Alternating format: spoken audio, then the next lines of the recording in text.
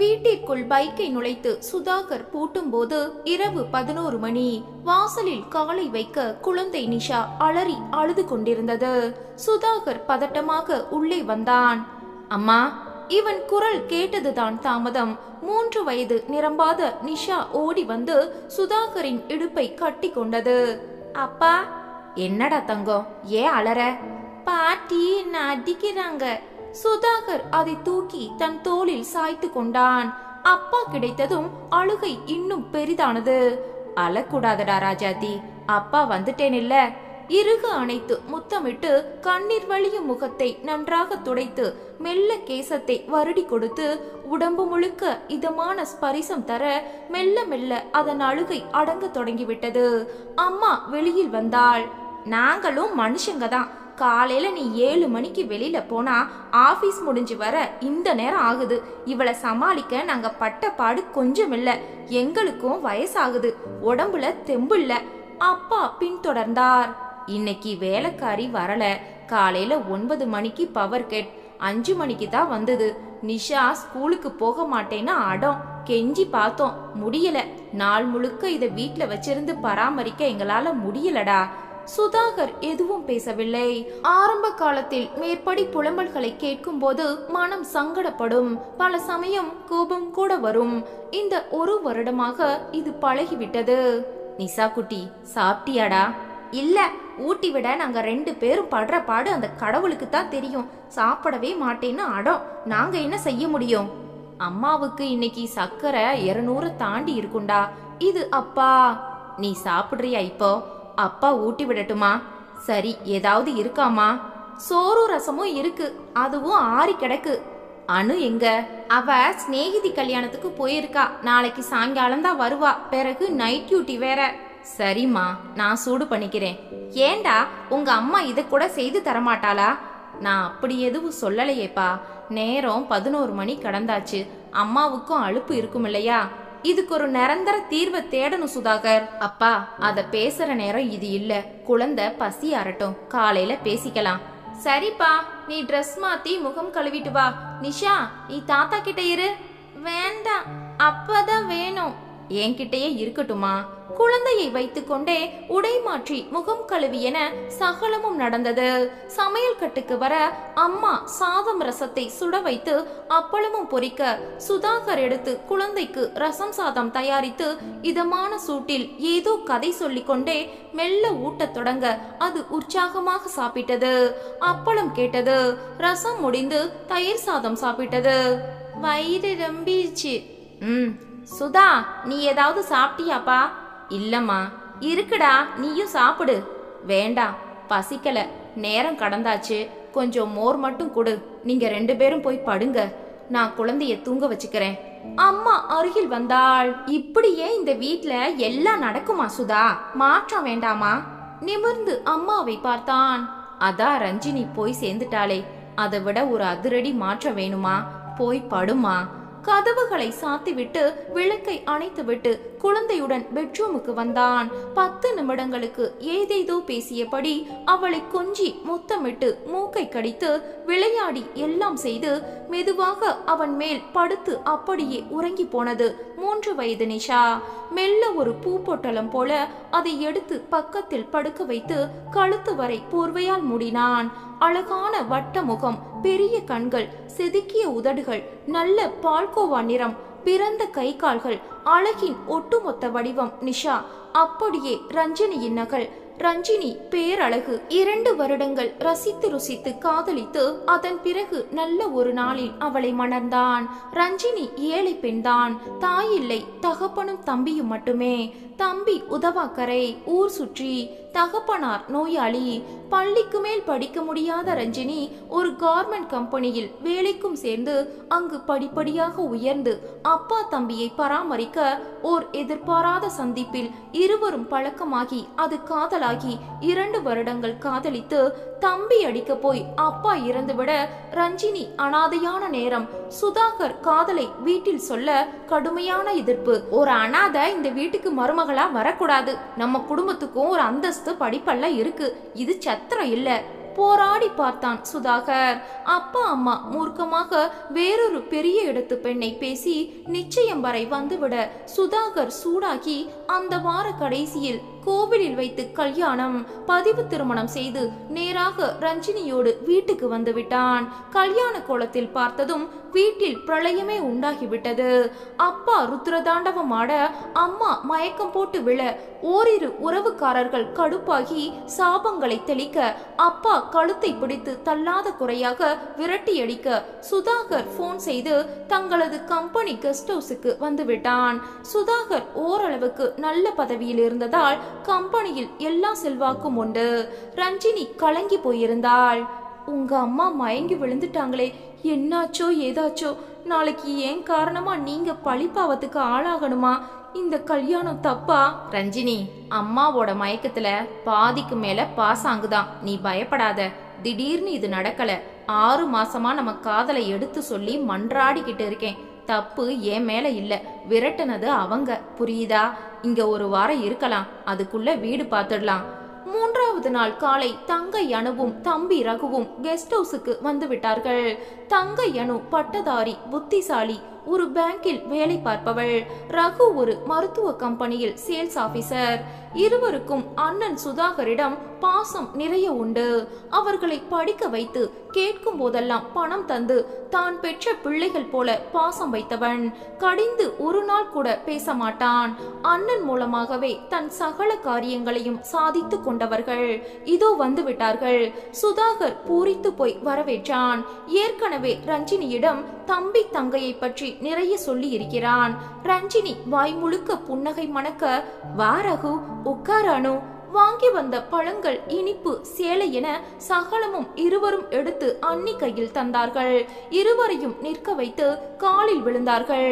ஏண்டா ரகு, நீங்க 2 பேரும் இங்க வர்றது அப்பா அம்மாக்கு தெரியுமா? தெரிஞ்சுதான் வந்தோனே. பெரிய கலைபர் ஆகிருக்குமே. அதெல்லாம் 2 நாளா நடந்து முடிஞ்சாச்சு. அனு குறுக்கே வந்தாள். ரகு, நாம வந்த விஷயத்த அண்ணகிட்ட முதல்ல சொல்லிடலாம். வந்த விஷயமா? ஆமாண்ணே, நீயும் அண்ணியும் நம்ம வீட்டுல தான் வாழணும்னு 2 பேரும் போராட்டம் நடத்தணும். அவங்க சம்மதிக்கலைனா நாங்களும் வெளியே போயிடுவோம்னு பெட்டியை தூக்கிட்டோம். ஐயோ, என்னப்பா இது?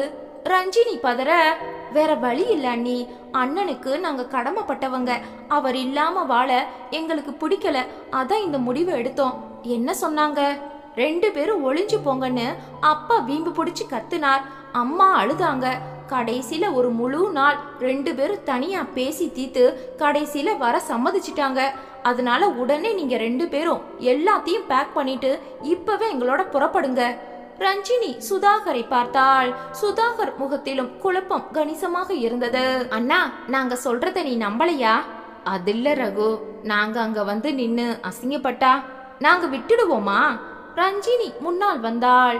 அனு, உங்க அப்பா அம்மாவே உங்க அண்ணனை வான்னு கூப்பிட்டு அப்புறம் அவர் வந்தாதானே அவருக்கு மரியாதை. நான் எந்தவித மரியாதையை எதிர்பார்க்கலையம்மா. அண்ணி, புரியுது, அவங்க பெரியவங்க, அவங்களுக்கும் ஈகோ இருக்கு.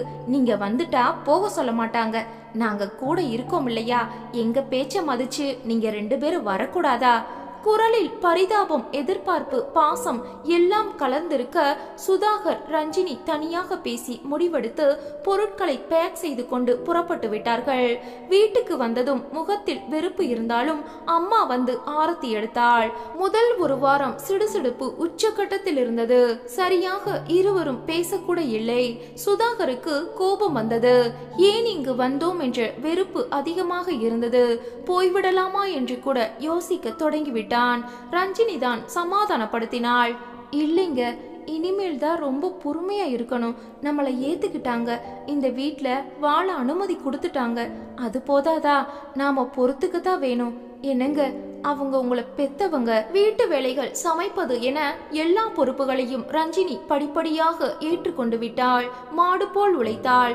சம்பளமில்லாத ஒரு வேலைக்காரியாக அவளை நடத்தினாள் சாரதா. ரஞ்சினி கவர்மெண்ட் வேலைக்கு போக சுதாகர் அனுமதிக்கவில்லை. அதனால் வீட்டில் ரஞ்சினி முழு நேர வேலைக்காரியாகிவிட்டாள். சுதாகர் கண் முன்னால் ரஞ்சினி பட்ட அவமானங்கள் 10% தான். கண் காணாமல் பட்ட அவமானங்கள் 90%. வெளியே சொல்லவில்லை. பல சமயம் ரகுவும் அணுவும் பார்த்து பொறுமை அவர்களை ரஞ்சினி அடுக்கிவிட்டாள். பொறுமையின் சிகரத்தில் இருந்தாள் ரஞ்சினி. சுதாகரின் அன்பு ஒன்றுதான் அவளுக்கு பெரிய டானிக். கல்யாணமான 4வது மாதத்தில் ரஞ்சினி உண்டாகிவிட சுதாகர் ஆனந்தமாக, ரகு அணு பரவசமாக, பெற்றவர்களின் டார்ச்சர் அதன் பிறகுதான் உச்சக்கட்டத்தை எட்டியது. ஒரு கர்ப்பிணி பெண் என்ற இரக்கம் கூட இல்லாமல் எந்த அளவுக்கு அவளை படுத்த முடியுமோ அந்த அளவுக்கு பாடாய்படுத்தினார்கள். அவள் யாருமில்லாத அனாதை என்பதை குத்தி குத்தி காண்பித்தார்கள். பிறந்த வீடு, குறிப்பாக தாயில்லாத பெண்களின் ஏக்கத்தை சொல்லி முடியாது. அதுவும் கர்ப்ப காலத்தில் தாய் வீடே இல்லாத ஒரு பெண்ணின் மனநிலை எப்படி இருக்கும்? ரஞ்சினி பல ராத்திரிகள் அழுதது அவளது தலையணைக்கு மட்டும்தான் தெரியும். இந்த நேரத்தில் சுதாகர் தாங்கவே செய்தான். ரஞ்சினி அவனை நோகடிக்கவே இல்லை. அழகு நிஷா தங்க விக்கிரகம் போல பிறந்து விட்டது. ரஞ்சினியை பிடிக்காவிட்டாலும் குழந்தையை பெரியவர்கள் கொண்டாடத்தான் செய்தார்கள். ரஞ்சினியின் அதிகபட்ச உழைப்போ, பிரசவத்துக்கு பின்பு கவனிப்பு இல்லாத காரணமோ, சரியாக சாப்பிடாமல் உறங்காமல் பிள்ளை பராமரிப்பு சேர நிஷாவுக்கு 1.25 வயது நடக்கும்போது ரஞ்சினிக்கு கடுமையான மஞ்சள் காமாலை தாக்கியது. முற்றிய பிறகுதான் வெளியே தெரிந்தது.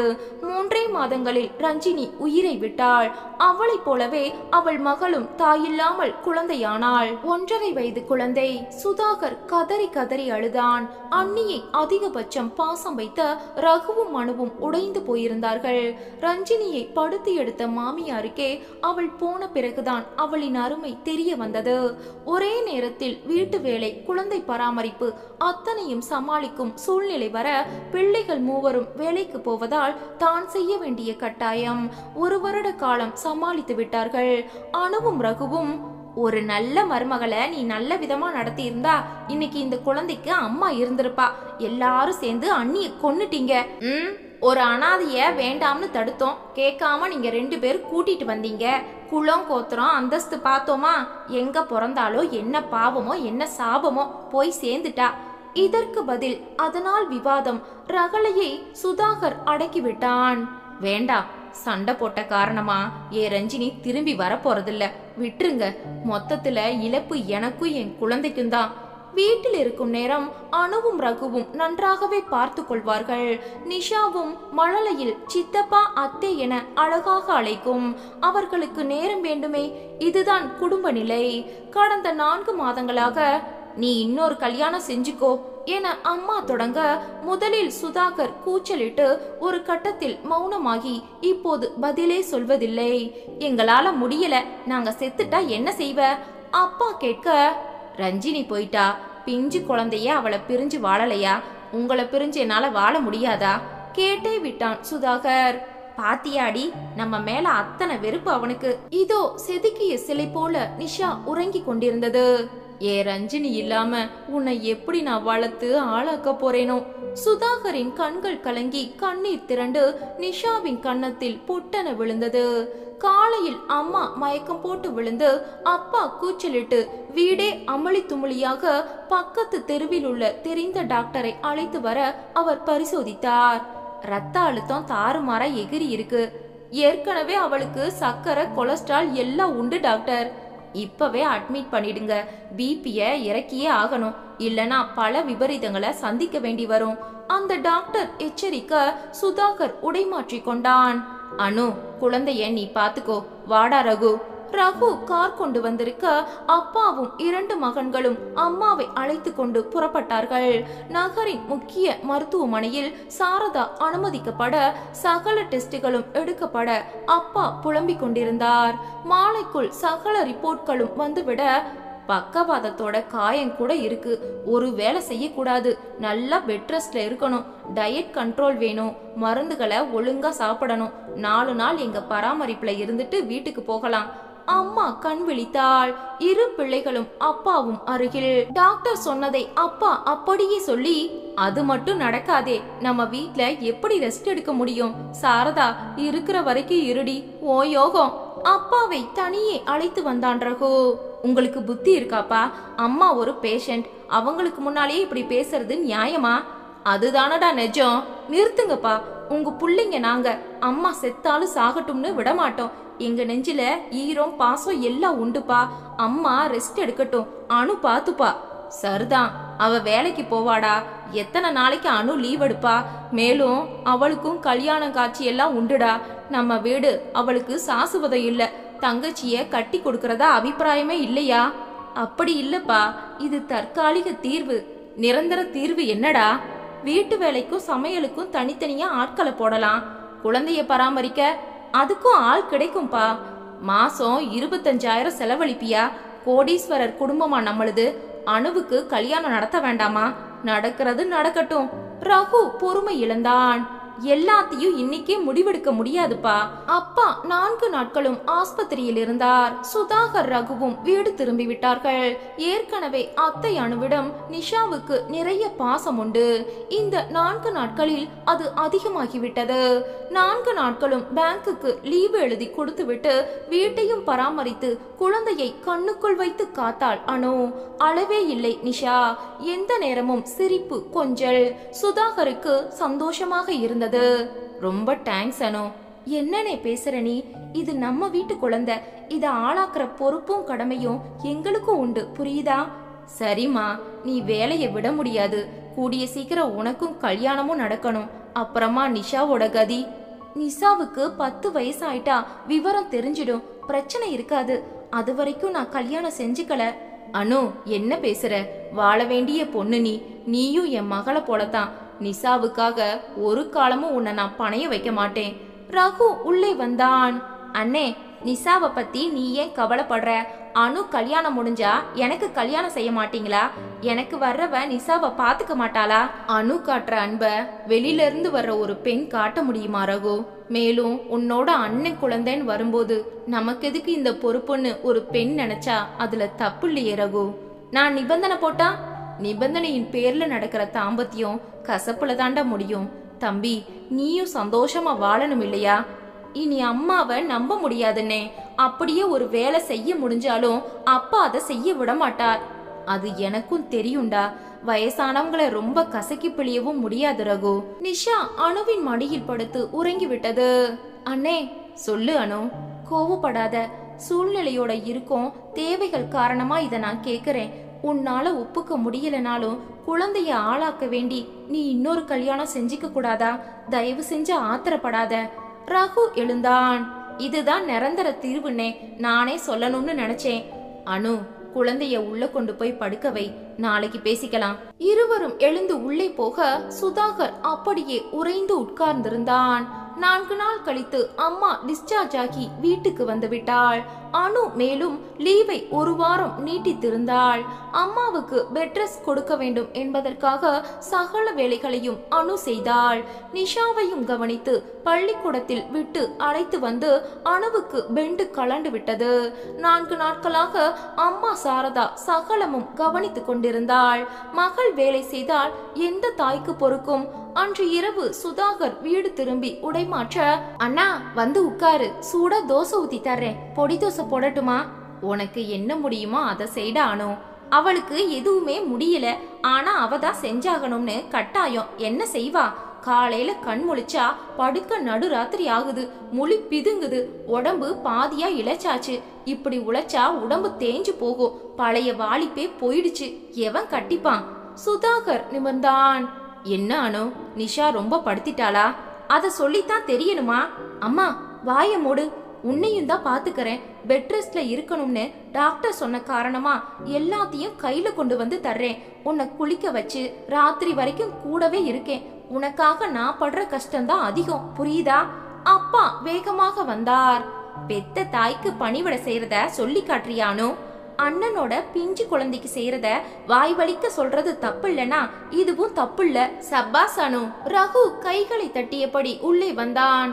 அப்பா, சமையல் பாத்திரம் தேய்க்கிறது, துணி துவைக்கிறது, வீடு கிளீனிங், இதுக்கெல்லாம் குழந்தை பொறுப்பா இல்ல அண்ணன் தான் பொறுப்பா? அண்ணி இருக்கும்போது செத்து சுண்ணாம்பானாங்களே, அப்ப யாருக்காவது ஒரு நாளாவது இறக்கப்பட தோணி இருக்கா? எங்க போச்சு இந்த கரிசனம்? மகளுக்காக உருகி மருமக சாகட்டும்னு நினைக்கிற அம்மாக்கள் மீது ஆசிட் ஊத்தணும். போதும், நிறுத்துடா.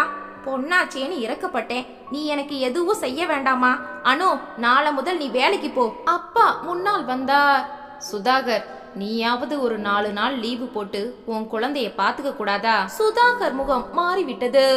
அண்ணா, அவங்க பேச்ச நீ பெருசா எடுத்துக்க வேண்டாம். நான் சந்தோஷமா குழந்தைய பாத்துக்கிறேன்.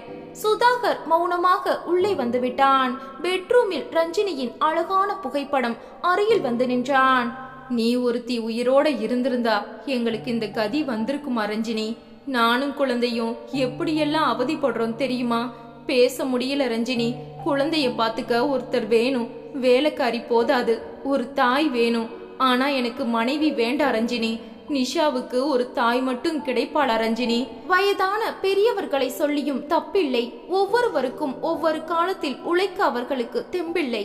அதே சமயம் அண்ணன் உத்தியோகம் போய் சம்பாதித்தால்தான் குடும்பம் வாழ முடியும். குழந்தைக்கு அம்மாவுக்கு நிகரான ஒரு பெண் வேண்டும். உலகத்தில் எதையும் விலை கொடுத்து வாங்கி விடலாம். ஒரு தாய்க்கு நிகரான உறவை மட்டும் கண்டுபிடிக்கவே முடியாது. சுதாகர் கண்கள் கலங்கி நிற்க முடியாமல் படுக்கையில் துவந்து உட்கார்ந்திருந்தான். ரகு வந்து தோளில் கை வைக்க திரும்பினான். அண்ணே, எங்க 2 பேருக்கும் நீ அப்பா மாதிரி. உன் கண்கள் கலங்கும் போது அதை எங்களால தாங்கிக்க முடியல. வேண்டாம், நாங்க எப்பவுமே உன் கூடத்தான் இருக்கோம். பெண் பிரச்சனைகளை சமாளிக்கலாம். எப்படி எப்படி ரகு? புரியலையே. 10,000 செலவழிச்சா வசதியான முதியோர் இல்ல இருக்கு. 2 பேரையும் அங்க கொண்டு போய் விட்டுறலாமா? பெட் ரெஸ்ட்ல இருக்கலாம். என்ன ரகு பேசுற? நீயும் நானும் இருக்கும்போது பெத்தவங்க முதியோர் இல்லத்திலயா? அப்பா அம்மா முதியோர் இல்லத்துக்கு போற காரணமா நிஷாவை பாத்துக்கிற பிரச்சனைக்கு தீர்வு இல்லையே. அவங்க தானே உன் மனசை புண்படுத்துறாங்க. இல்லடா, எனக்கு அவங்க மேல வருத்தமே இல்ல. அவங்க கஷ்டம் புரியுது. இப்ப சரி, அண்ணின்னு ஒரு மனுஷிய ரத்தம் கக்க வச்ச பாவிங்க இவங்க தானே. அத நான் தடுக்கலையே. அதனால தான் என்ன தண்டிச்சிட்டு அவ போயிட்டா. இல்லனே, பல விஷயங்கள் நமக்கு தெரியல. நாளை முதல் 3 நாளைக்கு நானும் லீவு போடுறேன். இதுக்கான முடிவை எடுக்கலாம். நீ போய் சாப்பிடு. சுதாகர் வந்து படுத்து விட்டான். குழந்தையை உறங்க வைத்துவிட்டு அனு எழுந்தாள். சாரிமா, நீ ரொம்ப டயர்டா இருக்க. அதெல்லாம் பரவாயில்லனே, எனக்கு கஷ்டமே தெரியல. அனு போய்விட்டாள். சுதாகர் நிஷா முகத்தையே பார்த்து அந்த நெற்றியில் மெல்ல தன் உதடுகளை பதித்தான். உனக்கு ஒரு அம்மா வேணும்னா என் பிடிவாதத்தை நான் தளர்த்தி ஆகணும். உனக்கு அம்மாவா ஒரு பெண் வருவாளா? என் பணம் பதவி வசதிகளுக்காக உள்ளே புகுந்த பிறகு சுயபுத்தி வெளியே வந்தா நான் என்ன செய்வேன்? நீ சித்தி கொடுமைக்கு ஆளாக நேருமே. ஆனா அதை விட இங்கு நிலைமை ரொம்ப மோசமாகுதே. பலவிதமாக சிந்தித்து மண்டை குழம்பியதுதான் மிச்சம். நள்ளிரவுக்கு மேல் உறங்கி போனான். காலையில் அனு வந்து எழுப்ப, இல்லம்மா, 2 நாள் லீவு போட போறேன். அப்பா பேச்ச பெருசா எடுத்துக்காதனே. குழந்தைய நான் பாத்துக்கிறேன். நீ பொறுப்பான பதவியில இருக்க, அத கவனி. அப்பாங்கிற பொறுப்பு எனக்கு இருக்கே அனு. சரி, என்ன செய்ய போற? தெரியலமா. என் மேல கோவமா? என்னடா நீ? உன்ன மாதிரி ஒரு தங்கச்சி கிடைக்க நான் புண்ணியம் செஞ்சிருக்கேன். எனக்கு நீயும் ரகுவும் தானடா. அனு வேதனையுடன் உள்ளே போனாள். நிஷாவை எழுப்பி சகலமும் செய்து பள்ளிக்கூடத்தில் விட்ட பிறகு திரும்பினான் சுதாகர். அப்பா அம்மாவிடம் சொல்லிக் கொண்டிருந்தார். சொன்னாதான் செய்வானுங்க. அவன் எந்த பதிலும் சொல்லாமல் உள்ளே வர, அண்ணே, இட்லி பொங்கல் வடை எல்லாம் இருக்கு, வந்து சாப்பிடு. சரிம்மா அனு. சாப்பிட்டு முடித்ததும், அனு, என் கூட கொஞ்சம் வெளியில வரியா? தாராளமா. எங்க? வாயேன். அப்பா அம்மாவை சாப்பிட வைத்துவிட்டு அனு உடை மாற்றி சுதாகருடன் புறப்பட்டாள். பள்ளியுடன் இணைந்த குழந்தைகள் காப்பகம் மிகவும் வசதியான இடம். இருவரும் உள்ளே போய் விசாரித்தார்கள். தொகை பெரிதாக இருந்தது, ஆனால் நல்ல இடம். அதே போல இன்னும் ஓரிரு நல்ல இடங்கள் சுதாகரின் ஆபீஸை ஒட்டியும் ஒன்று இருந்தது. அதுவும் பிரமாதமாக இருந்தது. காலை 6 முதல் பிள்ளைகளை கொண்டு வந்து விடலாம். மாலை எந்த நேரமானாலும் அழைத்து போகலாம். அழைத்து போக முடியாவிட்டால் இரவில் கூட பார்த்து கொள்வார்கள். காலை முதல் இரவு வரை உணவு பால் எல்லாம் உண்டு. உடைகளை மட்டும் தந்துவிட வேண்டும். பள்ளி பாடமும் உண்டு. நல்லா பாத்துப்பீங்களா? தாயில்லாத குழந்தை சீக்கிரம் வாடி போயிடும். அதட்டினா சுருங்கிடும். அன்புக்கு மட்டும்தான் கட்டுப்படும். கவலையே படாதீங்க. 15 வருஷங்களா நடக்கிற காப்பகம் இது. ஒரு புகார் கிடையாது. நீங்க தைரியமா விட்டுட்டு போகலாம். எங்களை நீங்க நம்பணும், அதுதான் முக்கியம். எப்பேற்பட்ட பிள்ளைகளையும் நாங்க சமாளிப்போம். நடுவுல வந்து பார்த்து அதுங்க மனசுல சலனத்தை எழுப்பிடாதீங்க. தேவைனா நாங்களே உங்களை கூப்பிடுவோம். எப்ப வரட்டும்? இப்ப நீங்க பணம் கட்டி என்ரோல் பண்ணிக்கிட்டா நாளைக்கு காலையில 6 மணிக்கு பிள்ளைய கொண்டு வந்து விட்டுறலாம். முன்பணமாக 25,000 கேட்டார்கள். செக் எழுதி உடனே சுதாகர் கொடுத்து விட்டான். என்ன கொண்டு வரணும்? அதுங்க போட்டுக்கிற துணிமணிகள், புடிச்ச பொம்மைகள்னு ஏதாவது இருந்தா எடுத்துட்டு வாங்க. மத்தபடி விலாசம், செல் நம்பர், இமெயில் எல்லாம் அப்ளிகேஷன்ல இருக்கு, போதும். Thank you madam. இருவரும் பதிவு செய்து ரசீது பெற்று வெளியே வந்தார்கள். அண்ணே, இதுதான் யதார்த்தமா? எத்தனை நாளைக்கு நீ லீவு போட முடியும்? உனக்கும் சீக்கிரம் கல்யாணத்துக்கு ஏற்பாடு செய்யணும். ரகு கல்யாணமும் உடனே முடிஞ்சிட்டா வர்றவ வீட்டு நிர்வாகத்தை பாத்துப்பா. நான் இருக்கும்போது மட்டும் குழந்தை வீட்டுல இருந்தா அது யாருக்கும் பாரமா இருக்காது இல்லையா? அப்படியும் பாரமானா அப்ப வேற முடிவு எடுக்கலாம். ரொம்ப கஷ்டமா இருக்குனே. நீ இந்த குடும்பத்துக்காக செஞ்சதையெல்லாம் மறக்கலாமா? அது நியாயமா? உன் குழந்தைக்கு பாரபட்சம் காட்டலாமா? அனு, ஒருத்தரால சுகம் கிடைக்கும் போது அதை அடையிறவங்க ஆனந்தப்படுவாங்க. நீதான் கடவுள்னு பேசுவாங்க. அதுவே சுமையானா நெருப்பத்தான் கக்குவாங்க. மனுஷ இயல்பு இதுதானே. அணுவுக்கு வலித்தது. அன்று இரவு அனைவரும் ஒன்று சேர சுதாகர் விவரம் சொல்ல ரகு முகம் மாறியது. அப்பா வந்தார். நாங்கெல்லாம் இருக்கும்போது காலையில குழந்தைய கூட்டிட்டு போய் அனாத விடுதியில எதுக்கு விடணும்? அப்பா, சரியா பேசுங்க. அது அனாத விடுதி இல்ல, குழந்தைகள் காப்பகம். வசதியான பள்ளிக்கூடத்தோட இணைஞ்ச காப்பகம். அதுதான் எதுக்குன்னு கேக்குறேன். ரகு கடுப்பாகி விட்டான். அப்பா, அடுத்த வாரம் அனு லீவு முடிஞ்சு வேலையில சேர்ந்தாகணும். 3 பேரும் ஆபீஸ்க்கு போயிட்டா நிஷாவை அம்மா பாத்துப்பாங்களா? அது எப்படி முடியும்? அம்மாவை பார்க்கவே ஆள் வேண்டி இருக்கே. நீங்க பாத்துப்பீங்களா? எனக்கு வயசாயிடுச்சுடா. பின்ன எதுக்கு வேஷம் போடுறீங்க? யாரும் பாத்துக்க இல்லைனா குழந்தை எங்க போகும்? அதான் அண்ணே நல்ல ஏற்பாடா செஞ்சுட்டு வந்திருக்கார். அவர் இருக்கும்போது மட்டும்தான் குழந்தை வீட்டுல இருக்கும். யாருக்கும் பாரம் இல்லையே. நாங்க யாரும் குழந்தைய பாரம்னு சொல்லலையே. அதை தவிர பாக்கி எல்லாம் பேசியாச்சு. அண்ணின்னு ஒருத்தி இருந்தப்ப யாருக்குமே கஷ்டம் தெரியல, அப்படி உழைச்சாங்க. இப்ப எல்லாம் மாறி போய் நிக்கிறோம். சரி, அம்மாவை யாரு பாத்துக்கிறது? அம்மா பச்சை குழந்தை இல்லையே. நீங்க ரிட்டையர் ஆயிட்டு வீட்டுல தானே இருக்கீங்க, நீங்க பாத்துக்கங்க. நான் வேறொரு ஐடியா சொன்னேன், அண்ணன் தான் மறுத்துட்டாரு. என்ன? உங்க 2 பேரையும் வசதியான முதியோர் இல்லத்துல விட நினைச்சேன், தடுத்துட்டாரு. தாராளமா விடுங்கடா. நாங்க யாருக்கும் வேண்டாதவங்க ஆயிட்டோமே. வயசான அனாதைங்க நாங்க. ரகு, சும்மாரு. நீ இரு அண்ணே. அப்படி பார்த்தா அப்பா இருந்தும் நிஷாவை காப்பகத்துல விடுறாங்க. இது எதுல சேர்த்தி? அண்ணி உயிரோட இல்ல, அண்ணனும் நிஷாவும் அனாதை தானே. நாங்க விட சொல்லலையே. ரகுண்ணா விடு, பேசிட்டே போனா நீ பைத்தியம் ஆவ. சுதாகர் உள்ளே வந்து விட்டான். நிஷா உறங்கி கொண்டிருந்தது. மெல்ல முத்தமிட்டான். சாரிடா, உன்னை காப்பகத்துல விட எனக்கு மனசு இல்லதான். வேற வழி இல்லையே. அம்மா இருந்தா நமக்கு இந்த கதி இல்ல. இப்ப ஏதாவது செஞ்சாகணும். மத்தவங்கள சார்ந்து அவமானப்படுறத விட இது நல்லதுடா தங்கம். உதடுகள் மெல்ல பிளந்து அது உறக்கத்தில் புன்னகைத்தது. அப்பா உள்ளே வந்தார். சுதா, கொஞ்சம் வரியா? வந்துட்டம்பா. வெளியே வந்தான். அம்மாவின் அறைக்குள் அனைவரும் கூட. நாளைக்கும் நீ லீவு தானே? எதுக்கு? நிஷாவை காப்பகத்துல விட்டுட்டா எதுக்கு லீவை வீணாக்கணும்? அது இல்லடா, ஒரு ஜாதகம் அணுவுக்கு பிரமாதமா பொருந்தி இருக்கு. அவளும் இப்ப லீவ்ல இருக்கா. நாளைக்கு பெண் பார்க்க வரலாமான்னு கேக்குறாங்க. அணுவை கேளுங்க. அவ லீவு தாண்டா. மூத்தவன் நீ இல்லாம எப்படி இதை நடத்துறது? பையன் என்ன பண்றான்? CA ACS முடிச்சிட்டு ஆடிட்டரா இருக்கான். பார்ட்னர்ஷிப் நிறைய சம்பாதிக்கிறான். பெருசா வீடு, கார் எல்லாம் இருக்கு. பெத்தவங்க இருக்காங்க. ஒரு அக்கா இருக்கிறதா சொன்னாங்க. அத சரியா கேட்கல. அழகா இருக்கானா? போட்டோ தரல, நேர்ல பார்த்துதானே ஆகணும். அவங்களும் இவளை பார்க்கணுமே. அனு, நான் எதுக்கு வேணும்? என்ன நான் இப்படி சொல்ற? நீ இல்லாமலா? அதுக்கு சொல்லலம்மா. கல்யாணம் மங்களம் தம்பதிகளா நின்ன பெருமை. நான் மனைவியை இழந்தவன். யோசிமா. என்ன பேசுற நீ? அதுக்காக நீ அண்ணன் இல்லைன்னு ஆயிடுமா? சொல்லு. இங்க மங்களம் அமங்கலம்னு எதுவுமே இல்லனா. உன் மேல நாங்க உயிரையே வச்சிருக்கோம். நீ இப்படி பேசலாமாண்ணா? அது இல்லம்மா, நீ நல்லா வாழணும் இல்லையா? நீ தொடங்கி வச்சாதான் நான் வாழ்வேன். நீ இல்லனா எனக்கு எதுவுமே வேண்டாம், புரியுதா? சுதாகர் கண் கலங்கி விட்டான். சரிம்மா, இருக்கேன். சுதாகர் எழுந்து உள்ளே போக, சுதா, இன்னும் பேசி முடியலப்பா. சொல்லுங்கப்பா. நாளைக்கு அவங்க வந்து பார்த்து பரஸ்பரம் புடிச்சு போனா மேற்கொண்டு பேசணும் இல்லையா? பேசிடுங்க.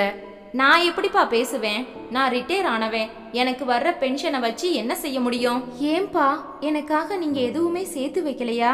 அனு கேட்க, உங்களை எல்லாம் ஆளாக்குனதே பெருசு. உங்க அண்ணன்மார் நடத்தினாதான் உண்டு. என்கிட்ட ஏது பணம்? சரி, என்ன செய்யணும் அத சொல்லுங்க. ரகு கேட்க, பையன் பெரிய படிப்பு, ஆடிட்டர், வசதியானவன், சொத்து பத்து உள்ளவன், நல்லா எதிர்பார்ப்பாங்க. ரகு திரும்பி சுதாகரை பார்த்தான். சரி ரகு, நாளைக்கு அவங்க வரட்டும், அவங்க பேசட்டும், அணுவுக்கு பிடிக்கட்டும், அப்புறமா பாத்துக்கலாம். அணுவிடம் வந்தான். உனக்கு பிடிச்சா சொல்லிடு அனு, மத்தது எங்க கவலமா, நீ நல்லா வாழணும். அனு தலையாட்டினாள். அண்ணா, ஒரு நாள் தள்ளி குழந்தைய கிரச்சில விடலாமா? பெண் பார்க்க வரும்போது அதுவும் இருக்கட்டுமே. அதெல்லாம் வேண்டாம், தொந்தரவு. அப்பா சொல்ல சுதாகரின் முகம் படக்கென மாறிவிட்டது. அனு கடுப்பாகிவிட்டாள். சாரிப்பா, உங்க மகளுக்காக நீங்க சேர்த்து வச்சிருக்கணும், செய்யல. எனக்கு எதுக்கு இந்த தொந்தரவுன்னு அண்ணன் ஒதுங்கி போனா? அவ நமக்கு எல்லாத்துக்கும் வேணும், ஆனா அவர் குழந்தை மட்டும் தொந்தரவு. விடு அனு, வேலைக்காரியா அண்ணி இருந்தாங்க, மதிச்சாங்களா? சுயநலத்துக்கும் ஒரு எல்லை உண்டு. நம்ம குடும்பத்துல மட்டும் அது இல்லவே இல்ல. ரகு சீறினான். அப்பா கடுப்புடன் போய்விட மூவரும் வெளியே வந்தார்கள். இவங்களுக்கு எப்பவுமே தான் கஷ்டப்படக்கூடாது, சுகமா வாழணும், மத்தவங்க தோல்ல பாரத்தை ஏத்திடணும். ஆனா இவங்கள தியாகின்னு எல்லாரும் புகழணும். மற்ற அப்பா அம்மாக்கள் செய்யாத எதை இவங்க செஞ்சுட்டாங்க. அனு கொந்தளிக்க, விடு அனு, எதுவும் சொல்லாத. நம்ம நியாயம் எடுபடாது. அண்ணனை மாதிரி நம்மால பொறுமையா இருக்கவும் முடியாது. சுதாகர் மெல்ல புன்னகைத்தான். ரகு, நானும் கோவக்காரனா இருந்தவன் தான். வாங்கின அடிகளும் இழப்புகளும் என்னை இந்த அளவுக்கு பக்குவப்படுத்தியிருக்கு. இன்னும் நான் பக்குவப்படணும். Good night. மெல்ல நடந்து உள்ளே போனான். காலை 6 மணிக்கு குழந்தையை எழுப்ப வந்தான் சுதாகர். உடம்பு அனலாய் கொதித்தது. அனு, இங்க வாமா. அனு ஓடி வந்தாள். தொட்டு பாரு, நிசாவுக்கு ஜுரம் இருக்கு. அனு தொட்டு பார்த்தாள். ஆமாண்ணா, இன்னைக்கு நிச்சயமா கிரச்சில விட முடியாது. டாக்டர் கிட்ட கூட்டிட்டு போகணும். குழந்தைகள் மருத்துவர் டாக்டர் ஜே விஸ்வநாத் சுதாகருக்கு நெருங்கிய நண்பர். உடனே டயல் செய்தான். விஸ்வநாத் பேசுறேன். நான் சுதாகர் பேசுறேன் டாக்டர். அடடா, எப்படி இருக்கீங்க சுதா? என்ன இந்த நேரத்துல போன்? குழந்தைக்கு பிரச்சனையா? ஆமா டாக்டர், உடனே வீட்டுக்கு கொண்டு வாங்க. அணுவை அழைத்து கொண்டு குழந்தையுடன் புறப்பட்டான் சுதாகர். டாக்டர் அப்போதுதான் பூத்த புஷ்பம் போல மலர்ச்சியாக இருந்தார். பரிசோதித்தார். உடனடியாக ஊசி போட்டார். படு ஸ்டைலாக மருந்துகளை எழுதி தந்தார். உங்ககிட்ட வர்ற குழந்தைகளுக்கு உடனடியா நிவாரணம் உண்டாக என்ன காரணம் தெரியுமா டாக்டர்? சொல்லு அனு. உங்களை பார்த்ததுமே பெத்தவங்க மனசுல ஒரு பூரிப்பையும் நம்பிக்கையும் உண்டாக்குற அந்த பாசிட்டிவ் அப்ரோச், அப்புறமா தான் மருந்து. விஸ்வநாத் வாய்விட்டு சிரித்தார். எப்படி இருக்கீங்க சுதாகர்? தாய் இல்லாம இவளை எப்படி வளர்க்க போறேன்னு எனக்கே புரியல டாக்டர். உங்க கேள்விக்கு ஆண்டவன் கிட்ட பதில் இருக்கு சுதா. அது சீக்கிரம் உங்களுக்கு வந்து சேரும். All the best. குழந்தையுடன் இருவரும் வீடு வந்து சேர மகளை பெண் பார்க்க வருவதால் அம்மா படு சுறுசுறுப்பாக செயல்பட்டு கொண்டிருந்தாள். ஏமா, நேத்து வரைக்கும் படுக்கையை விட்டு எழல, இப்ப மட்டும் வயசு பொண்ணாட்டு துள்ளிக்கிட்டு இருக்க? அதாண்டி அம்மா, உங்க அப்பா டிஃபனுக்கெல்லாம் ஹோட்டல்ல ஆர்டர் கொடுத்துட்டாரு. பூ பழங்கள் தாம்போலம் வாங்க போயிருக்காரு. உள்ளவா, எந்த புடவை கட்டிக்க போற? குழந்தை அணுவை விடாமல் பற்றி கொள்ள, நீ அப்பா கிட்ட இரு, அத்தையை இன்னைக்கு ஃப்ரீயா விடணும், புரியுதா? விடுமா, அது இருக்கட்டும். வீடே பரபரப்பாக இருந்தது. ஊசி போட்டதால் குழந்தையும் ஜுரம் விட்டு சுறுசுறுப்பானது. பகல் 11 மணிக்கு வாசலில் இன்னோவா வந்து நிற்க 4 பேர் இறங்கி வந்தார்கள். அப்பா, அம்மா, மணமகன், அவனது அக்கா 4 பேரும். இவர்கள் வரவேற்றார்கள். உட்கார வைத்து உபசரிக்க பையன் குமரனின் அப்பா வெகு இயல்பாக பேச தொடங்கிவிட்டார். பொதுவாக பேசினார்கள். அம்மா, அக்கா எல்லோருமே கலகலப்பாக இருந்தார்கள். குமரன் உட்பட யாருக்கும் அங்கே பந்தா இல்லை. சரி, அணுவை கூட்டிட்டு வா சாரதா. அணு எளிமையாக சேலை கட்டி தலையில் பூ வைத்து தேவதை போல இருந்தாள். நமஸ்கரித்தாள். அவளை பார்த்ததுமே எல்லோருக்கும் பிடித்து விட்டது. பட்டதாரி, வங்கியில் வேலை, கௌரவமான பிரஜை, குமரனும் அதே துறையில் இருப்பதால் உற்சாகமாக இருந்தது. நீங்க பேசிக்கங்க, நாங்க உள்ள இருக்கோம். அவர்களை பேச விட்டு இவர்கள் உள்ளே வர, எல்லா தகுதிகளும் உள்ள பையன், நிச்சயமா இவனுக்கு தரலாம். குடும்பமும் நல்ல குடும்பம். அக்கா வீட்டுக்காரர் குழந்தைங்க எல்லாரும் இதே ஊர்தானான்னு கேட்கணும். அது எதுக்குமா? ஏண்டா நாத்தனாரா வரப்போறவ ஸ்டேட்டஸ் தெரிய வேண்டாம்? அனு, உனக்கு பிடிச்சிருக்கா? அண்ணா, நீ என்ன சொல்ற? நல்ல இடம்தான் தெரியுது, அவங்க பேசட்டும். குழந்தை நிஷா அவர்கள் வரும்போதே உள்ளே உறங்கி கொண்டிருந்தது. வெளியே வந்தார்கள். எங்க எல்லாருக்கும் உங்க அணுவ ரொம்ப பிடிச்சிருக்கு, சம்மதம். எங்களுக்கும் சம்மதம். சந்தோஷம். முதல்ல டிஃபனை எடுத்துட்டு வா சாரதா. அவர்கள் மறுக்கவில்லை. அணுவே பிளேட்டில் வைத்து ஒவ்வொருவருக்கும் பரிமாறினாள். அத்தை, அழைத்தபடி நிஷா ஓடி வந்தது. அவளை கட்டி கொண்டது. அனு அதை தூக்கி முத்தமிட்டாள். நீ அழகா இருக்க அத்தை. அதுவும் முத்தமிட்டது. குமரன் இதை பார்த்தபடி அருகில் வந்தான். இவ சுதாகர் குழந்தையா? ஆமா. அண்ணி பிறந்த வீட்டுக்கு போயிருக்காங்களா? குழந்தை இங்க இருக்கு. இல்ல, அண்ணி இப்ப உயிரோட இல்ல. நிஷாவுக்கு இப்ப 3 வயசு. அவளோட 1.25 வயசுல அண்ணி தவறிட்டாங்க. அத்தனை பேர் முகத்திலும் சோகம். கடவுளே, கண் படுற மாதிரி அழகு குழந்தை, அதுக்கு இப்படி ஒரு இழப்பா? குமரனின் அம்மா சொல்ல அக்கா கண்டித்தாள். அம்மா, அது பாக்குது, எல்லாம் புரியுது, ஜாக்கிரதையா பேசு. எழுந்து வந்தாள். என்கிட்ட வர்றியா நிஷா குட்டி? யாரிடமும் போகாத நிஷா கூப்பிட்டவுடன் அவளிடம் தாவி விட்டது. ஆச்சரியமா இருக்கே, என் பேத்தி யார்கிட்டையும் போக மாட்டாளே, உலக அதிசயம்தான். உங்க பேர் என்னம்மா? காயத்ரி. நிஷா குட்டி, என்ன உனக்கு பிடிக்குதா? கண்களை அகட்டியது. எவ்வளோ பிடிக்கும்? கைகளை முடிந்தவரை விரித்தது. அவ்வளோ பிடிக்குமா? அப்படின்னா ஒரு முத்தா தருவியா? பச்சக் பச்சக் என காயத்ரியின் கன்னத்தை ஈரமாக்கியது. சுதாகர் ஆச்சரியப்பட்டான். அந்த கொஞ்சல் தொடர்ந்தது. உங்களுக்கு எத்தனை குழந்தைங்க காயத்ரி? இல்ல, அதான் குழந்தைங்க கிட்ட இத்தனை ஆசை. அம்மா அடுத்த கேள்விக்கு வாய் திறப்பதற்குள் அப்பா முந்திக் கொண்டார். மேற்கொண்டு பேசிடலாமா? நாங்க என்னெல்லாம் செய்யணும்? எங்களுக்கு எந்த டிமாண்டும் இல்ல, விரும்புனதை செய்யுங்க. அதையும் கஷ்டப்பட்டு செய்ய வேண்டாம். என்ன மாதிரி மண்டபம் எடுக்கணும்? உங்க பிள்ளை பெரிய ஆடிட்டரா இருக்காரே. குமரன் சிரித்தான். வேண்டாம், பதவிக்கும் ஆடம்பரத்துக்கும் சம்பந்தம் இல்ல. கல்யாணம் ஒரு கோவில்ல வச்சு ரொம்ப எளிமையா நடக்கட்டும். ரிசப்ஷன் ஒரு ஹோட்டல்ல வச்சுக்கலாம். ஆச்சரியப்பட்டான் சுதாகர். நிச்சயத்தை எப்போ வச்சுக்கலாம்? நாள் குறிங்க, இந்த மாச கடைசியிலேயே வச்சுக்கலாம். கல்யாணம் உங்க வசதி போல. இத்தனை அற்புதமான மனிதர்களா? நான் மிஸ் அனு கிட்ட கொஞ்சம் பேசணும். தாராளமா. அனு அவனை உள்ளறைக்கு அழைத்து வந்தாள். காயத்ரி குழந்தையுடன் வாசலில் விளையாடி கொண்டிருந்தாள். பெரியவர்கள் 4 பேரும் வெளியில், சுதாகரும் ரகுவும் ஹாலில். அனு, உங்களை எனக்கு ரொம்ப பிடிச்சிருக்கு. எனக்கும் தான்.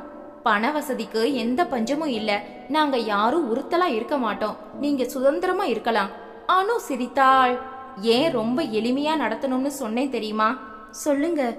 அக்கா காயத்ரி MA MPhil படிச்சவ, அழகு புத்தி எல்லாம் உள்ளவ. அன்பு காட்ட அவளை போல ஒருத்தி பிறக்கணும். அவ கல்யாணத்தை ஆடம்பரமா நடத்தணும். அனு தலையாட்டினாள்.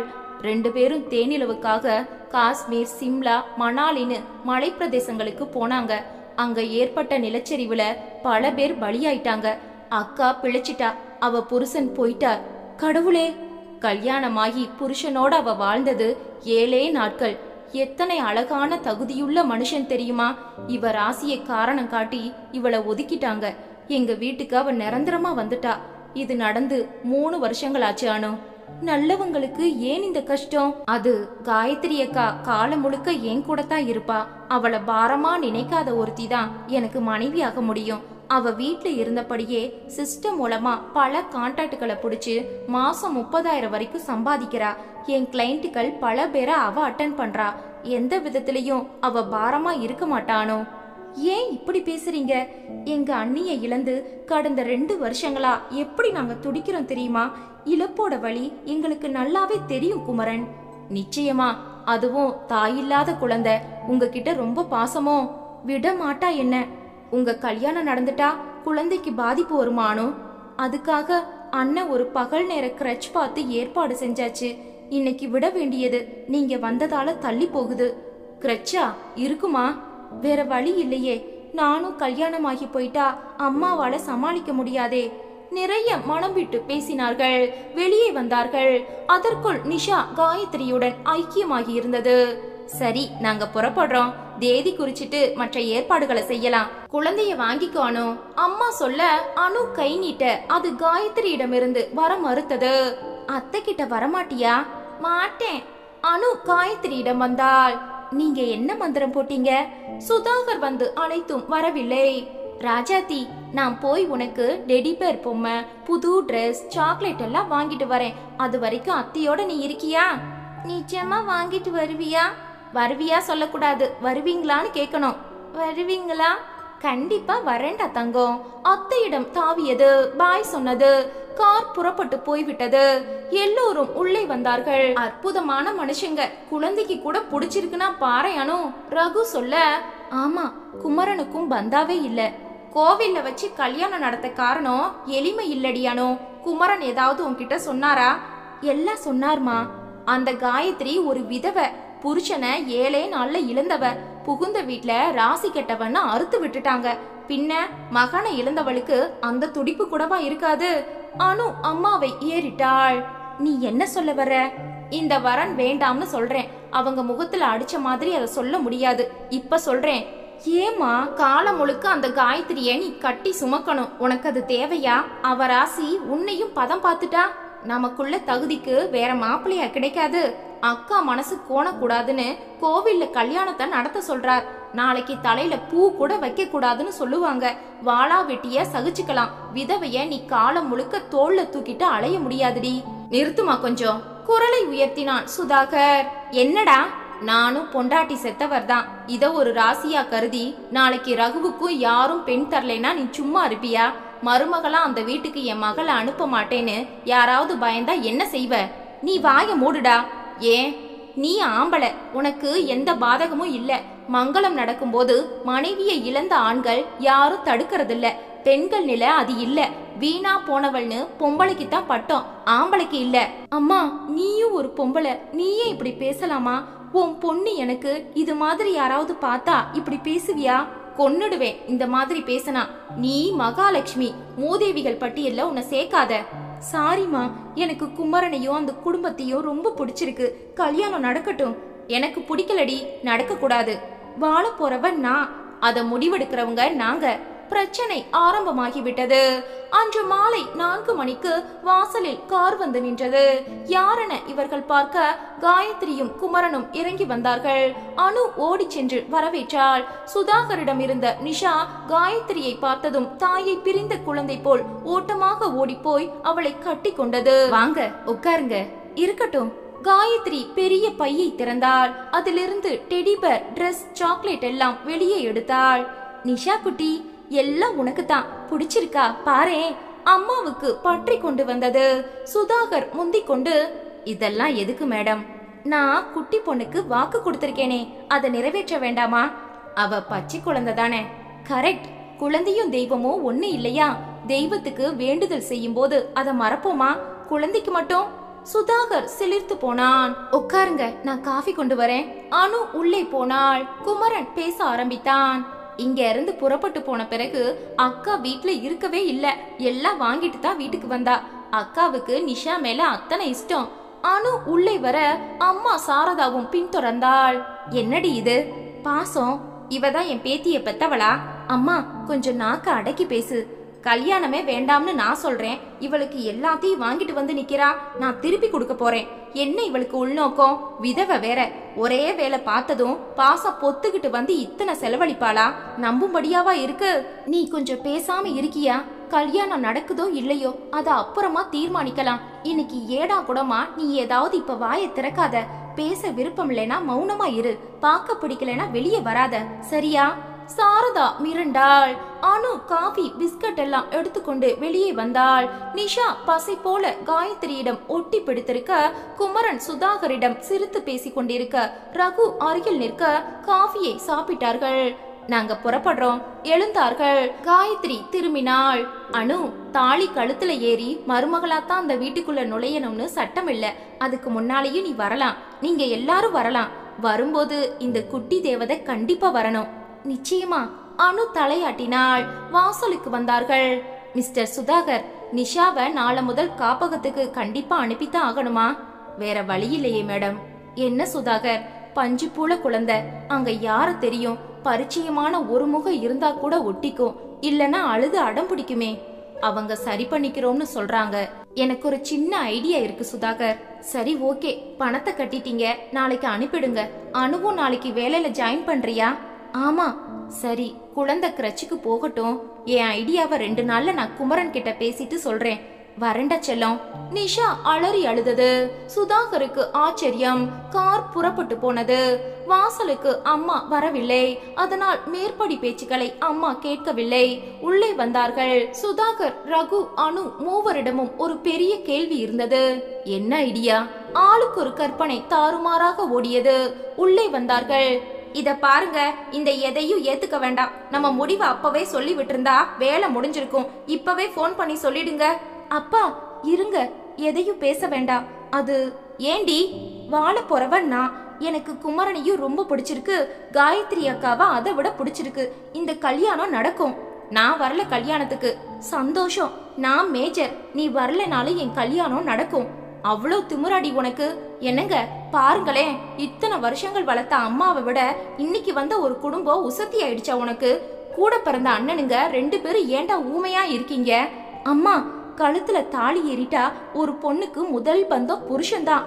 இப்ப உன் கழுத்துல அவன் தாலி கட்டிட்டானா அவருக்கு என்னமா குறைச்சல்? பல மடங்கு படிப்பு, பணம், பதவின்னு இப்படி எல்லாத்துலயும் நம்மளை விட உயர்ந்தவங்க. எதையும் எதிர்பார்க்கல, அன்ப பொழியிறாங்க. எல்லாருமே அந்த குடும்பத்துல நல்லவங்க. அவங்கள வேண்டாம்னு சொல்ல காரணமே இல்லையேமா. பெரிய வில்லங்க இருக்கு, அதுக்கு பேரு காயத்ரி. அதனாலதான் குடும்பமே வேஷம் கட்டி ஆடுது, புரியுதா? ரகு ஆவேசமாகிவிட்டான். நிறுத்துமா, கேட்க முடியல. அனு போய் தான் காயத்ரிக்கு சோறு போட்டு துணிமணி தரப்போறாளா?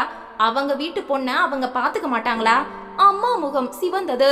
சுதாகர், நீ ஒருத்தன் தாண்டா பாக்கி, நீ என்ன சொல்ற? சுதாகர் நிமிர்ந்தான். அனு வாழ போறவ இதுல. அவ அபிப்பிராயம் தாண்டி யாருமே பேச முடியாது. ஆனாலும் நானும் அவளுக்கு அண்ணன் இல்லையா? முன்ன பின்ன பாக்காத என் குழந்தை மேல ஒரே நாள்ல இத்தனை பாசத்தை காயத்ரி வச்சது எப்படி? அவளுக்கு என்ன உள்நோக்கமோ? அம்மா தப்பா பேசாத, அவங்க நம்மளை விட பல மடங்கு உயர்ந்தவங்க. நீ நினைக்கிறது எனக்கு புரியுது. ஒரு நாள் வாழ்ந்தாலும் அந்த வாழ்க்கையோட பவித்திரம் வாழ்ந்தவங்களுக்கு மட்டும்தான் புரியும். இந்த மாதிரி பேசாத. அம்மா முகம் இருண்டு போனது. ஒரு குழந்தைய இத்தனை நேசிக்கிற காயத்ரி நம்ம அணுவ உள்ளங்கையில வச்சு தாங்குவாங்க. நல்ல மாமியார், நல்ல நாத்தனார், இதெல்லாம் அமையறது வரம். ரஞ்சினிக்கு சில விஷயங்கள் கொடுத்து வைக்கல, என் தங்கைக்கு அது கொடுத்து வச்சா நம்ம குடும்பத்துக்கே அது ஆனந்தம் இல்லையா? ரஞ்சினிய யாரும் இங்க குடும்பப்படுத்தல. சாரதா சொல்ல, அண்ணிதான் செத்தாச்சே, சாட்சி சொல்ல யார் இருக்காங்க? அனு, எனக்கு பூரண சம்மதம். உங்க அப்பாவை கேட்கல? அனு முந்தி கொண்டாள். வரனை கொண்டு வந்ததே அப்பா தானே, அவருக்கு பிடிச்சிருக்கு. ஆனா அம்மாவை எதிர்த்து வாழ தைரியம் அவருக்கு இல்ல. அதனால அவர் சம்மதம்னு வாய் விட்டு சொல்லணும்னு யாரும் எதிர்பார்க்காதீங்க. ஏண்டி, பெத்தவங்க 2 பேரும் வேண்டாம்னு சொல்லியும் இது நடக்க போகுதா? வேற வழி இல்லையேமா.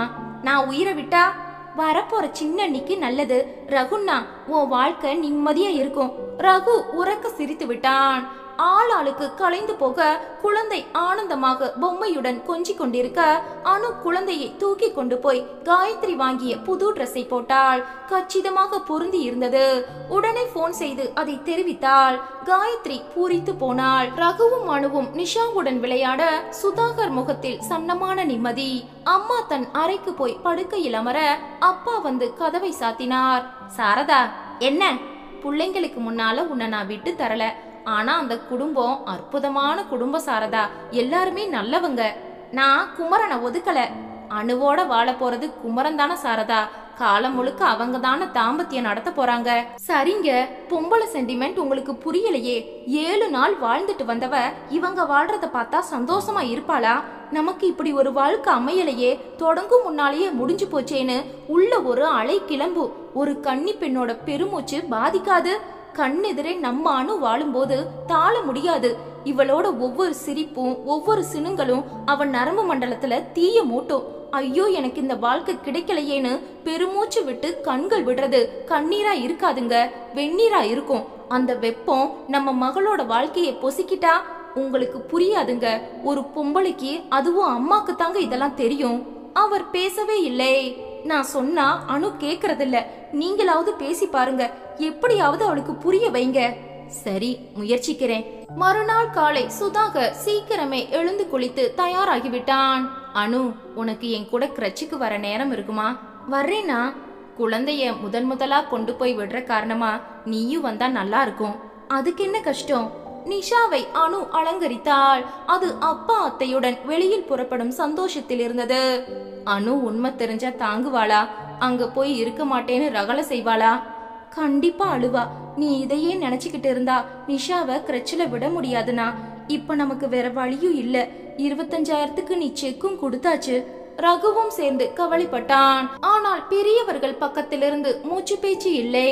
குழந்தை இருக்குமா என்று கேட்டால் தன் தலையில் கட்டி விடுவார்களோ என்ற ஜாக்கிரதை உணர்வில் எந்த ஒரு பேச்சும் பேசவே இல்லை. அணுவுக்கு பற்றி கொண்டு வந்தது. என்ன ஒரு சுபாவம் பாரு!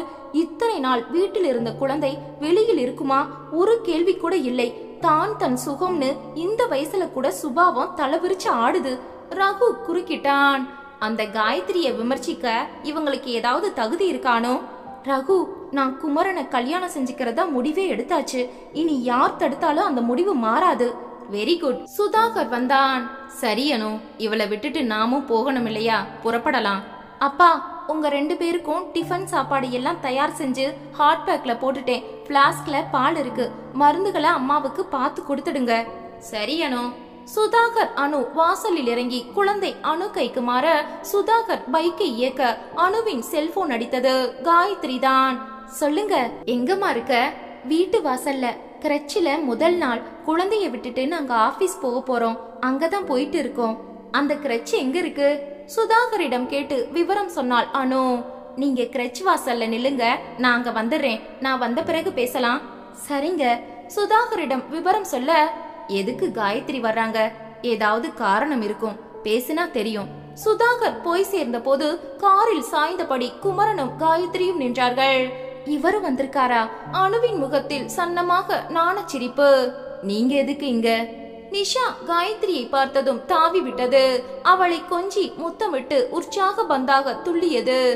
சுதாகர், குழந்தைய இங்க விடத்தான் வேணுமா? வேற வழி இல்லையே மேடம். காயத்ரின்னு கூப்பிடுங்க, நான் உங்களை விட சின்னவதான். சரி, நிஷாவை யார் பாத்துப்பாங்க?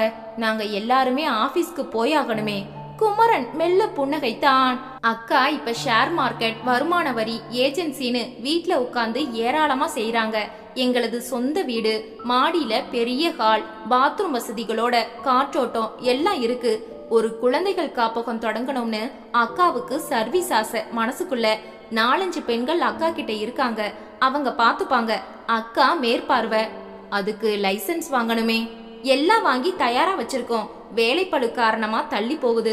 நிஷாவை பார்த்த முதல் அக்காவுக்கு இந்த எண்ணம் தீவிரமாயிருக்கு. நிஷா அங்க வரக்கூடிய முதல் குழந்தையா இருக்கட்டுமே. அக்கா கிட்ட நல்லா ஒட்டிக்கிட்ட குழந்தை. நாளைக்கு அத்தை அணுவும் அங்கதான் வரப்போறா. ரெட்டிப்பு ஆனந்தம் இல்லையா? சுதாகர் தலையாட்ட, அனு, உனக்கு இதுல தடை எதுவும் இல்லையே? என்னக்கா தடை சொல்ல நான் யாரு? தப்பு தப்பு.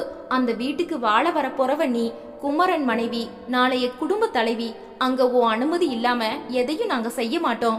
நல்லவங்க யாரும் இத தடுக்க மாட்டாங்கக்கா. இது தெய்வீக சிந்தனை இல்லையா? சுதாகர் கிரச்சுக்குள் சென்று விவரங்களை சொன்னதும் வாபஸ் பணம் செக்காக வந்துவிட்டது. சரிங்க காயத்ரி, நீங்க தொடங்குற வரைக்கும் நிஷாவை என்ன செய்யறது? தொடங்கியாச்சு. இன்னைக்கு சுபமுகூர்த்த நாள். நிஷாவோட தங்க காலை எடுத்து வைக்க போறா. ரொம்பவும் சிறப்பான நாள். இன்னைக்கு அரை நாள் லீவு போட முடியுமா? இப்ப முதல் நிஷா ஏன் பொறுப்பு? சுதாகர் ஒரு மாதிரி சிலிர்த்து போனான். அதோட ஒரு நல்ல நாள்ல அணுவும் எங்க வீட்டுக்குள்ள கால வைக்க போறா. அதுவும் சந்தோஷம் தானே? குமரன் சிரித்தான். உங்க அப்பா அம்மா கிட்ட அனுமதி கேட்கணுமா? வேண்டாங்கா. சுதா அண்ணன் அப்பா அம்மா 2 பேருக்கும் சமமானவர். அவர் கூட வந்தாலே எனக்கு போதும். சுதாகர் நெகிழ்ந்து போனான். அனு, நிஷா குட்டி எங்க கூட கார்ல வரட்டும். நீங்க 2 பேரும் பைக்ல வரீங்களா? அனு, நீயும் காயத்ரி கூட போ, நான் மட்டும் பைக்ல வரேன். சுதாகர் சொல்ல அனு தலையாட்ட குமரன் காரை ஓட்ட பின்னிருக்கையில் காயத்ரி, அனு, காயத்ரி மடியில் நிஷா உற்சாகமாக மழலையில் ஏதேதோ பேசியபடி வீட்டு வாசலை கார் அடைய பைக்கும் வந்துவிட அம்மா ஆரத்தியோடு வந்தாள். எல்லாரும் நில்லுங்க, எல்லாம் நம்ம வீட்டு பிள்ளைங்க தான், ஒட்டு மொத்தமா ஆரத்தி எடுத்துறேன். அம்மா ஆரத்தி எடுத்தாள். நிஷாவுக்கு பொட்டு வைக்க அது சிரித்தது. காயத்ரி அதை இறக்கி விட்டாள். உன் தங்க காலை எடுத்து உள்ள வைடா, நீ வர்ற நேரம் இந்த குடும்பத்துல ஆனந்தம் பொங்கணும். காயத்ரி வெள்ளி கொலுசு அணிந்த நிஷாவின் பிஞ்சான வெள்ளை வெளையர் என்ற வலது காலை மெல்ல எடுத்து வீட்டிற்குள் வைக்க நாதஸ்வரம் எங்கோ ஒலிக்க சுதாகர் கட்டுப்படுத்த முடியாமல் அழுது விட்டான். அதை காயத்ரியும் பார்த்தாள். அனு, நீயும் வலது காலை எடுத்து வச்சு உள்ள வாமா. சரியத்த. அனுவும் வர சுதாகர் வாசலில் நிற்க குமரன் ஓடி வந்து கைகளை பிடித்தான். உள்ள வாங்க. என்ன இது? என் குழந்தைய ஒரு தேவதை மாதிரி நடத்துறீங்க. அவளை இந்த அளவுக்கு நாங்க கூட கொண்டாடல. ரஞ்சினி உயிரோட இருந்திருந்தா பூரிச்சு போயிருப்பா சொல்லிவிட்டு உடைந்து அழுதான். காயத்ரி அருகில் வந்தாள். என்ன சுதாகர் இது? உங்க ரஞ்சினி குழந்தைய பத்தி 1000 கனவுகள் நெஞ்சில வச்சிருப்பாங்க. நமக்கு அது தெரியாது. ஆனா அதை விட அதிகமா நனவாகும். நீங்க அழவே கூடாது சுதாகர். ப்ளீஸ் உள்ள வாங்க. சுதாகர் உள்ளே நுழைந்தான்.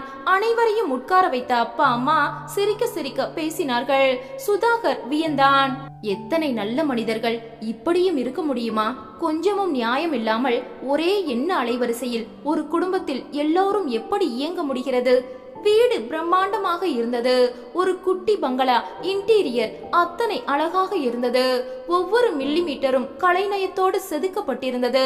என் தங்கை கொடுத்து வைத்தவள் சொர்க்கம் போன்ற ஒரு இடத்துக்கு வாழ வரப்போகிறாள். யார் தடுத்தாலும் இதை நிறுத்தக்கூடாது. குழந்தை நிஷா வீடு முழுக்க ஓடியது. தன் வீடு போல உற்சாகமாக விளையாடியது. காயத்ரி நிறைய பொம்மைகள் தந்தாள். எல்லோரும் ஒன்றாக உட்கார்ந்து சாப்பிட்டார்கள். குமரா, கிரட்ச் பூஜை எப்பப்பா? அம்மா, 9:10 ஐயர் நேரம் குறிச்சு கொடுத்திருக்கார். மாடியில எல்லாம் ரெடி. ஐயர் தன் உதவியாளர்களோடு வந்துவிட அனைவரும் மாடிக்கு வந்தார்கள். 2வது மாடிக்கு வீட்டிற்குள் லிப்ட் இருந்தது. மாடியில் பெரிய ஹால், குழந்தைகள் விளையாட ஏராளமான பொம்மைகள், படுத்துறங்க தொட்டில்கள், சின்ன கட்டில்கள், ஒரு மினி தோட்டம், மெத்தென்ற கார்பெட். தன் உதவியாளர்கள் என 3 பெண்களை காயத்ரி அறிமுகப்படுத்தினாள். எல்லாம் தயாராக இருந்தது. அனு மிரண்டு போனாள். நவீன வசதிகளுடன் கூடிய நகரத்தில் எங்கும் பார்க்க முடியாத ஒரு குழந்தைகள் காப்பகம். எல்லாமே அக்காவோட யோசனை தான் அனு. உழைப்பு, செயல்பாடு அக்காவோட நீண்ட நாள் கனவு. ஐயர் வந்து பூஜையை ஆரம்பித்து விட்டார். நிஷாவுக்கு ஒரு புது டிரெஸ் தயாராக இருந்தது.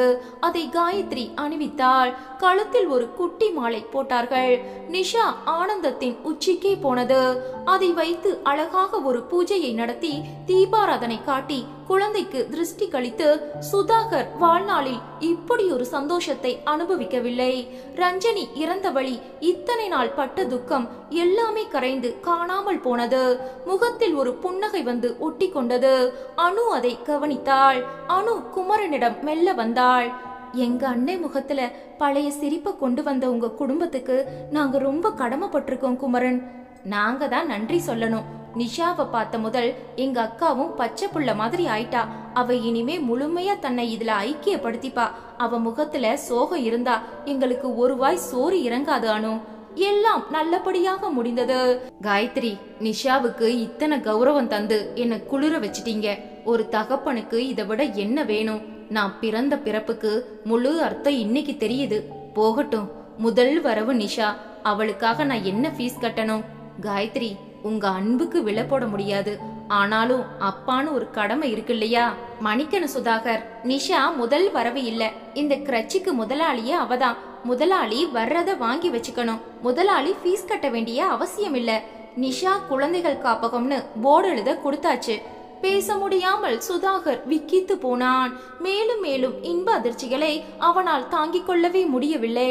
குழந்தையை அங்கேயே விட்டுவிட்டு மதியம் 12 மணிக்கு சுதாகரும் அனுவும் புறப்பட்டார்கள். ரகுவுக்கு மட்டும் செல்போன் மூலம் சகல தகவல்களையும் அனு தெரிவித்து விட்டாள்.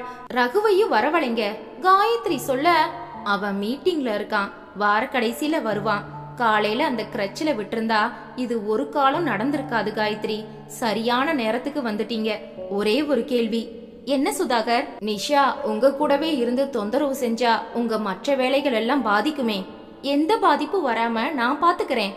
நான் ஈவினிங் வரேன். அவர்கள் போன பிறகு பொம்மைகளுக்கு மத்தியில் நிஷா விளையாடி கொண்டிருந்தது. வேலை பார்க்கும் அந்த மூவரில் ஒருத்தி சங்கவி. அவளிடம் நிஷா ஓரளவுக்கு ஒட்டி கொண்டது. மதியம் 1 மணிக்கு காயத்ரியே நிஷாவுக்கு சாப்பாடு ஊட்டினாள். 10 நிமிடங்களில் உறங்கிவிட்டது.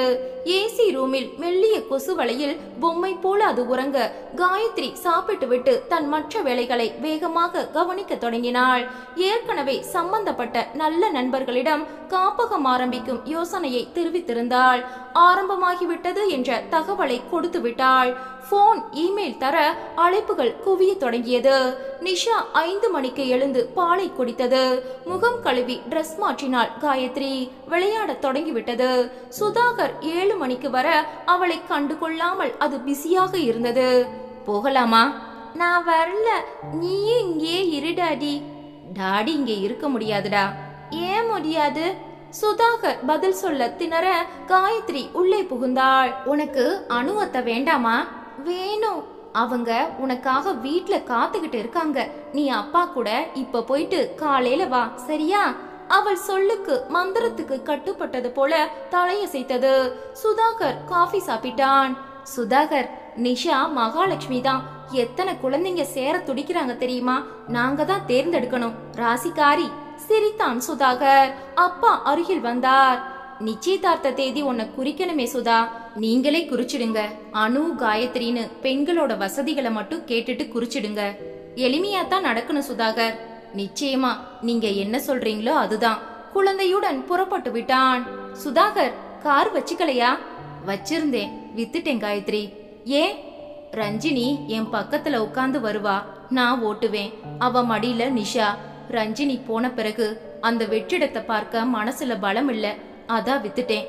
இப்ப பைக்ல போறேன். ரஞ்சினினா உயிரோ? அதுக்கும் மேல வார்த்தைகள் கிடைக்கல காயத்ரி. பின்ன இப்படி ஒரு அழகு தெய்வத்தை பெத்தெடுத்த தாய் சாதாரணமானவளா? அதான் இந்த சராசரி மனுஷனோட வாழ வேண்டாம்னு போய் சேர்ந்துட்டா போல. காயத்ரி வேதனைப்பட்டாள். சாரி காயத்ரி, உங்க வழி என்னை விட பெருசு. வேண்டாம், இத பத்தி பேச வேண்டாம். காலையில வர்றேன். பைக் புறப்பட்டது. காயத்ரி நின்று பார்த்து கொண்டே இருந்தாள். வீடு திரும்பி குழந்தைக்கு உடை மாற்றி அதற்கு சாப்பாடு ஊட்டி சகலமும் அனு செய்தாள். அது ரகுவிடம் மழலையில் எல்லாம் சொன்னது. ரகு சந்தோஷமாக கேட்டான். பிறகு உறங்கிவிட்டது. மற்றவர்கள் சாப்பிட வர சுதாகர் எல்லாம் சொன்னான். அம்மா முகம் மாறிக்கொண்டே வந்தது. ரகு சகலமும் கேட்டு பாராட்டி தள்ளி கொண்டிருந்தான். நிறுத்துடா, கேட்கவே பிடிக்கல. கடைசியில என் பொண்ணு ஒரு குழந்தைகள் காப்பகத்துக்கு ஆயாவ போக போறாளா? என்னமா உளர்ற? அந்த குமரனை கல்யாணம் செஞ்சுக்கிட்டு போனா குழந்தைகள் கூட்டமா இருக்கும். இருக்கட்டுமே, அதுல பாதி குழந்தைகளை உன் தலையில கட்டுவா அந்த காயத்ரி. ஏமா தப்பு தப்பா யோசிக்கிற? அதுக்குன்னு ஆட்களை போட்டு வெளிநாட்டுல கூட இப்படி இருக்காது. அத்தனை வசதிகள். நிறுத்தடி, கஷ்டம்தான். அமைதியான ஒரு வீட்டுக்கு என் மகள் குடித்தனம் நடத்த போவான்னு பார்த்தா ஒரு மீன் மார்க்கெட்டுக்கா போக போற? ஏமா, நீ எல்லாம் ஒரு அம்மா தானா? பச்சை பிள்ளைங்க வாழ்ற ஒரு காப்பகத்தை நாரி போன மீன் சந்தைக்கு ஒப்பிடுறியே, எப்படிமா? ஒரு அமைதி, தனிமை எதுவும் உனக்கு கிடைக்காதுடி. தனக்கு கிடைக்காத வாழ்க்கை தான் வீட்டுக்கு வர்றவளுக்கும் கிடைக்க கூடாதுன்னு அந்த காயத்ரி இப்படி ஒரு ஆயுதத்தை கையில எடுத்திருக்கா. ரகு ஆவேசமாகி விட்டான். ஏமா, உன்ன மாதிரி தாயாலையும் வயசானவங்க பேர பிள்ளைகளை கை கழுவி விடுற காரணமாவும் தான் இந்த மாதிரி காப்பகங்களே முளைக்குது. நம்மால முடியல, நம்ம குழந்தைய தங்கத்தட்டுல வச்சு தாங்குற ஒருத்திய இத்தனை மோசமா விமர்சனம் பண்ற? யாருக்கு தெரியும், இத குறி வச்சு காய நகர்த்துறாளோ என்னவோ. சுதாகர் கசந்து போனான். நீ என்னம்மா சொல்ற? அனுவ அங்க கட்டி கொடுக்க கூடாது. நிஷாவை நமக்கு யாருமே தெரியாத காப்பகத்துல விடணும், இதானே? புரிஞ்சுக்கிட்டா சரி. உயிரோட இருக்கிற வரைக்கும் ரஞ்சினிய பிழிஞ்சு ரத்தம் எடுத்தாச்சு. அவ பெத்த குழந்தையும் சந்தோஷமா இருக்க கூடாதா? நான் ஒரு நாள் சிரிச்சா உனக்கு பிடிக்காதாமா? எப்பவும் அழுதுகிட்டே இருக்கணுமா? உணர்ச்சி வசப்பட்டு கேட்க அப்பா ஆவேசமானார். ஏண்டா சுதா இந்த மாதிரி பேசுற? அம்மா ஏற்கனவே நோயாளி. அவ மனசு உடம்பு உடைஞ்சு போயாச்சு. அனு அருகில் வந்தாள். அதுல என்ன தப்பு? அண்ணனோட நிலையில இன்னொருத்தர் இருந்திருந்தா இதை விட கடுமையா பேசியிருப்பாங்க. அண்ணனுக்கு இந்த மாதிரி நல்லவங்க உதவி வேணும். குழந்தைக்கு அன்பு செலுத்தி அவளை பாதுகாக்க காயத்ரி அக்கா தவிர யாரும் இல்ல. எனக்கு குமரனோட கல்யாணம் நடக்குதோ இல்லையோ, நிஷா காயத்ரி அக்கா வீட்டுல தான் வளரணும். அண்ணே, நீ இத்தனை நாள் இந்த வீட்டுக்கு குப்பை கொட்டினது போதும். தனி வீடு உங்க கம்பெனில தருவாங்க. குழந்தையோட புறப்படு. பகல் முழுக்க அக்கா கிட்ட இருக்கட்டும். நீ ஆபீஸ் முடிஞ்சு வந்ததும் கூட்டிட்டு போயிடு. அப்பா மிரண்டு போனார். அப்ப கல்யாண செலவுக்கு ஏதுடா பணம்? பாத்தியா ரகு அப்பாவ? இப்ப கூட சுதாகரும் குழந்தையும் எங்களை விட்டு போக கூடாதுன்னு அவர் வாயில வரல. அவர் சேமிப்பு கரைஞ்சிடக்கூடாது. போறதுக்கு முன்னால அண்ணனை ஒட்ட கறந்து அனுப்பிடணும். அனு, நீ மட்டும் மரியாதை இல்லாம பேசுறடி. வேற வழி இல்லம்மா. உங்கள மாதிரி தன்னல நரம்புகள் மொத்தமும் பரவி கிடக்கிற பெரியவங்களை இந்த அளவுக்கு மதிக்கிறதே தப்பு. ரகு அருகில் வந்தான். அண்ணே, அனு சொன்னதுதான் சரி. இப்ப முதல் நீ உன்னையும் நிஷாவையும் பத்தி மட்டும் யோசி. எங்களை எல்லாம் மறந்துடு. உனக்கும் சுயநலம் வரணும். அப்பதான் உன் குழந்தையும் வாழும். புரியுதா? சுதாகர் அருகில் வந்து தம்பியின் தோளை இறுக பிடித்தான். நிஷா மட்டும் இல்லடா, நீங்க 2 பேரும் என் மூத்த குழந்தைங்க. அணுவுக்கு செய்யற கடமை எனக்கு உண்டு. அணு சிரிச்சாதாண்டா நிஷா சந்தோஷமா இருப்பா. அணு கண் கலங்கி விட்டாள். அம்மா அழைத்தபடி அருகில் வந்து அமர்ந்தான். என்ன? அந்த குரலில் கசப்பு இருந்தது. அம்மா, என் கடமைகளை புறக்கணிக்க மாட்டேன். பெத்தவங்களை விட்டு நான் போகவும் மாட்டேன். அணு கல்யாணத்தை முழுசா என் செலவுல தான் நடத்த போறேன். அணு, ரஞ்சினி கட்டுன சேலையோட வந்தா. அவளுக்கு 30 சவரன் நகைகள் வாங்கி கொடுத்தேன். கடைசியா புதுசா நான் வாங்கி கொடுத்த 2 பட்டு சேலைகளை ரஞ்சினி கட்டிக்க கூட இல்ல. அந்த நகைகள், பட்டு சேலைகள் எல்லாமே உனக்கு தான் அணு. அண்ணே, என்ன பேசுற நீ? அணுவுக்கு தொண்டை அடைத்தது. தவிர தாலி கொடி, வளையல், மோதிரம், மாப்பிள்ளைக்கு நகைகள் எல்லாம் உண்டுமா? ரகு நெகிழ்ந்து போய் நின்றான். அம்மா, நீ இந்த கல்யாணத்துக்கு சம்மதிக்கிறேல? நிச்சயமா இல்ல. எங்க 2 பேருக்கும் முழு மனசே இல்ல. பெத்தவங்க வேண்டாம்னு நீங்க முடிவெடுத்தா கல்யாணத்தை நடத்துங்க. 7வது நாள் தாலி அறுத்த ஒருத்தி இருக்கிற வீட்ல ஏன் மகள் வாழ்றது எனக்கு பிடிக்கல. அணுமுகம் கடுகடுப்பானது. சுதாகருக்கு சலிப்பாக இருந்தது. என்ன செய்ய போகிறோம் என்ற குழப்பமும் கூடவே வந்தது. வழக்கம் போல காலையில் சுதாகர் வந்து நிஷாவை காயத்ரியிடம் ஒப்படைத்துவிட்டு ஆபீஸுக்கு சென்று விட்டான். நிஷா விளையாடி கொண்டிருந்தது. காயத்ரி வந்தாள். குமரா, இன்னைக்கு மத்தியானம் குழந்தையோட நிறைய பேரண்ட்ஸ் வருவாங்க. அப்பா ஷார்ட் லிஸ்ட் பண்ணி வச்சிருக்கார். ஃபைனல் பண்ண நீ வேணும். சரிக்கா. குமரா, அனு 1/2 நாள் லீவு போட்டு வருவாளா? அவளும் பார்த்தா நல்லது. இதுல அனு எதுக்கு? என்னடா பேசுற? நாளைக்கு அவ இந்த வீட்டு மருமகள். இனி இந்த வீட்ல என்ன புதுசா நிகழ்ந்தாலும் அவளோட பங்கு இருக்கணும் இல்லையா? ஆமாண்டா சுதாகர், காயத்ரி சொல்றதும் சரிதானே. அப்பா அம்மா அதை ஆமோதிக்க காயத்ரி அணுவுக்கு போன் செய்தாள். அணுவுக்கு போன் பண்ணினேன் குமரா. மத்தியானம் இங்க வர்றேன்னு சொன்னா. இங்க வர அவ காத்துக்கிட்டு இருக்கா. அக்கா, அதுக்கு காரணம் நான் மட்டும் இல்ல, நீயும் தான். புரிஞ்சுக்கோ. காயத்ரி சந்தோஷமாக சிரித்தாள். அனு 1/2 நாள் லீவு எழுதி கொடுத்தாள். குமரன் வீட்டுக்கு போவதென்றாலே அணுவுக்கு தனி சந்தோஷம். உள்ளுக்குள்ளே ஒரு உற்சாகம் பொங்கியது. வெளிநாட்டு சேலை என வங்கியில் ஒருத்தி கொண்டு வந்திருந்தாள். அனு 2 சேலைகளை தேர்ந்தெடுத்து வாங்கி கொண்டாள். ஒன்று அவளுக்கு, மற்றொன்று காயத்ரிக்கு. அண்ணன் சுதாகருக்கு போன் செய்தாள். அண்ணா, காப்பக தேர்வுக்காக அக்கா கூப்பிட்டாங்க. ஒருவேளை முடிய தாமதமாயிட்டா நான் அங்கேயே தங்கிடட்டுமா? தாராளமா இரேமா. அப்பா அம்மாவுக்கு நீ சொல்லிப்பியா? அவங்களுக்கு நிறைய நான் சொல்லணும். இதுவா ஒரு பெரிய விஷயம்? விடு. 2 மணிக்கு அனு குமரன் வீட்டுக்கு வந்து விட்டாள். நீ சாப்பிட்டியா? இல்லக்கா, பசிக்கும். எல்லாம் ரெடியா வச்சிருக்கேன், முதல்ல சாப்பிடு. காயத்ரி பரிமாற அனு சாப்பிட்டாள். அக்கா, இந்த 2ல எந்த சேலை உங்களுக்கு பிடிச்சிருக்கு? எனக்கு எதுக்கு அனு? 2ஐயும் நீயே கட்டிக்கோ. சான்ஸே இல்ல. சரி, இது உங்க கலருக்கு எடுப்பா இருக்கும். நானே ரவிக்கு தைப்பேன். அளவு கொடுங்க. அத்தை, அடுத்த முறை உங்களுக்கும் வாங்கிட்டு வரேன். அனு, 4 மணிக்கு இன்டர்வியூ தொடங்கிடும். முடிய நேரமாகும். அண்ணகிட்ட சொல்லிட்டேன்கா, ராத்திரி இங்க தங்கிட்டு காலையில வர்றேன்னு. அடிப்பாவி, என் தம்பியை விட நீ மோசமா இருக்கியே. போங்கக்கா, சந்தோஷமா இரு. அப்போ ஒண்ணு செய்யலாமா? நிஷா குட்டியும் இன்னைக்கு ராத்திரி இங்க இருக்கட்டுமா? அப்பாவை தேடுமா அது? நீங்க பக்கத்துல இருந்தா அது யாரையுமே தேடாதுக்கா. 4 மணிக்கு முகம் கழுவி பளிச்சென அனைவரும் மாற குமரனும் வந்துவிட குழந்தைகளை சேர்ப்பதற்கான நேர்முகம். வெகு இயல்பாக காயத்ரி, அனு, குமரன் தயாராகிவிட்டார்கள். நிஷா எதுவும் புரியாமல் படு உற்சாகமாக இருந்தது. மாலை 7 மணிக்கு சுதாகர் தன் வீட்டிற்குள் நுழைந்தான். நிஷா வரலையா? அணுவுக்கு ஏன் லேட்டு? 2 பேரும் இன்னைக்கு குமரன் வீட்ல தங்க போறாங்க. எதுக்கு? சுதாகர் காரணத்தை சொல்ல அம்மா எரிச்சலாகிவிட்டாள். இதெல்லாம் ரொம்ப ஓவரா இல்ல? என்கிட்ட அனு ஒரு வார்த்தை சொன்னாலா? வர வர எங்களுக்கு மதிப்பே இல்லாம போகுது. யார் இதுக்கு காரணம்னு சத்தியமா தெரியல. ஏமா இத பெருசா எடுத்துக்காம இந்த கல்யாணம் நடக்குமான்னு தெரியல. நிச்சயமா நடக்கும். சரிடா, இன்னும் நிச்சயதார்த்தம் கூட முடியல. எந்த ஒரு பந்தமும் ஊர்ஜிதப்படுத்தப்படல. அதுக்குள்ள அனு அவங்க வீட்ல ராத்திரி தங்குறது நியாயமா? யார் அவளை தங்க சொன்னது? அந்த விளங்காதவளா? நிறுத்துமா, ஏன் இப்படி கடுமையா பேசுற? இவளா சொன்னா அவங்க சந்தோஷமா ஒப்புக்கிட்டாங்க. சரிடா, அனு வயசு பொண்ணு, ஏதாவது தப்பு தண்டா நடந்து போச்சுன்னா? தப்பு தண்டானா? உனக்கு புரியுதாடா? ஒரு அம்மா இதுக்கு மேல பிள்ளைகிட்ட சொல்ல முடியுமா? அடக்கு, ஏமா இப்படி கேவலமா யோசிக்கிற? குமரன் படிச்சவர், பண்பானவர். அவரை தாமுன்னு நினைச்சியா? அத்தனை பெரியவங்க கண்ணியமா வாழ்ற வீடு.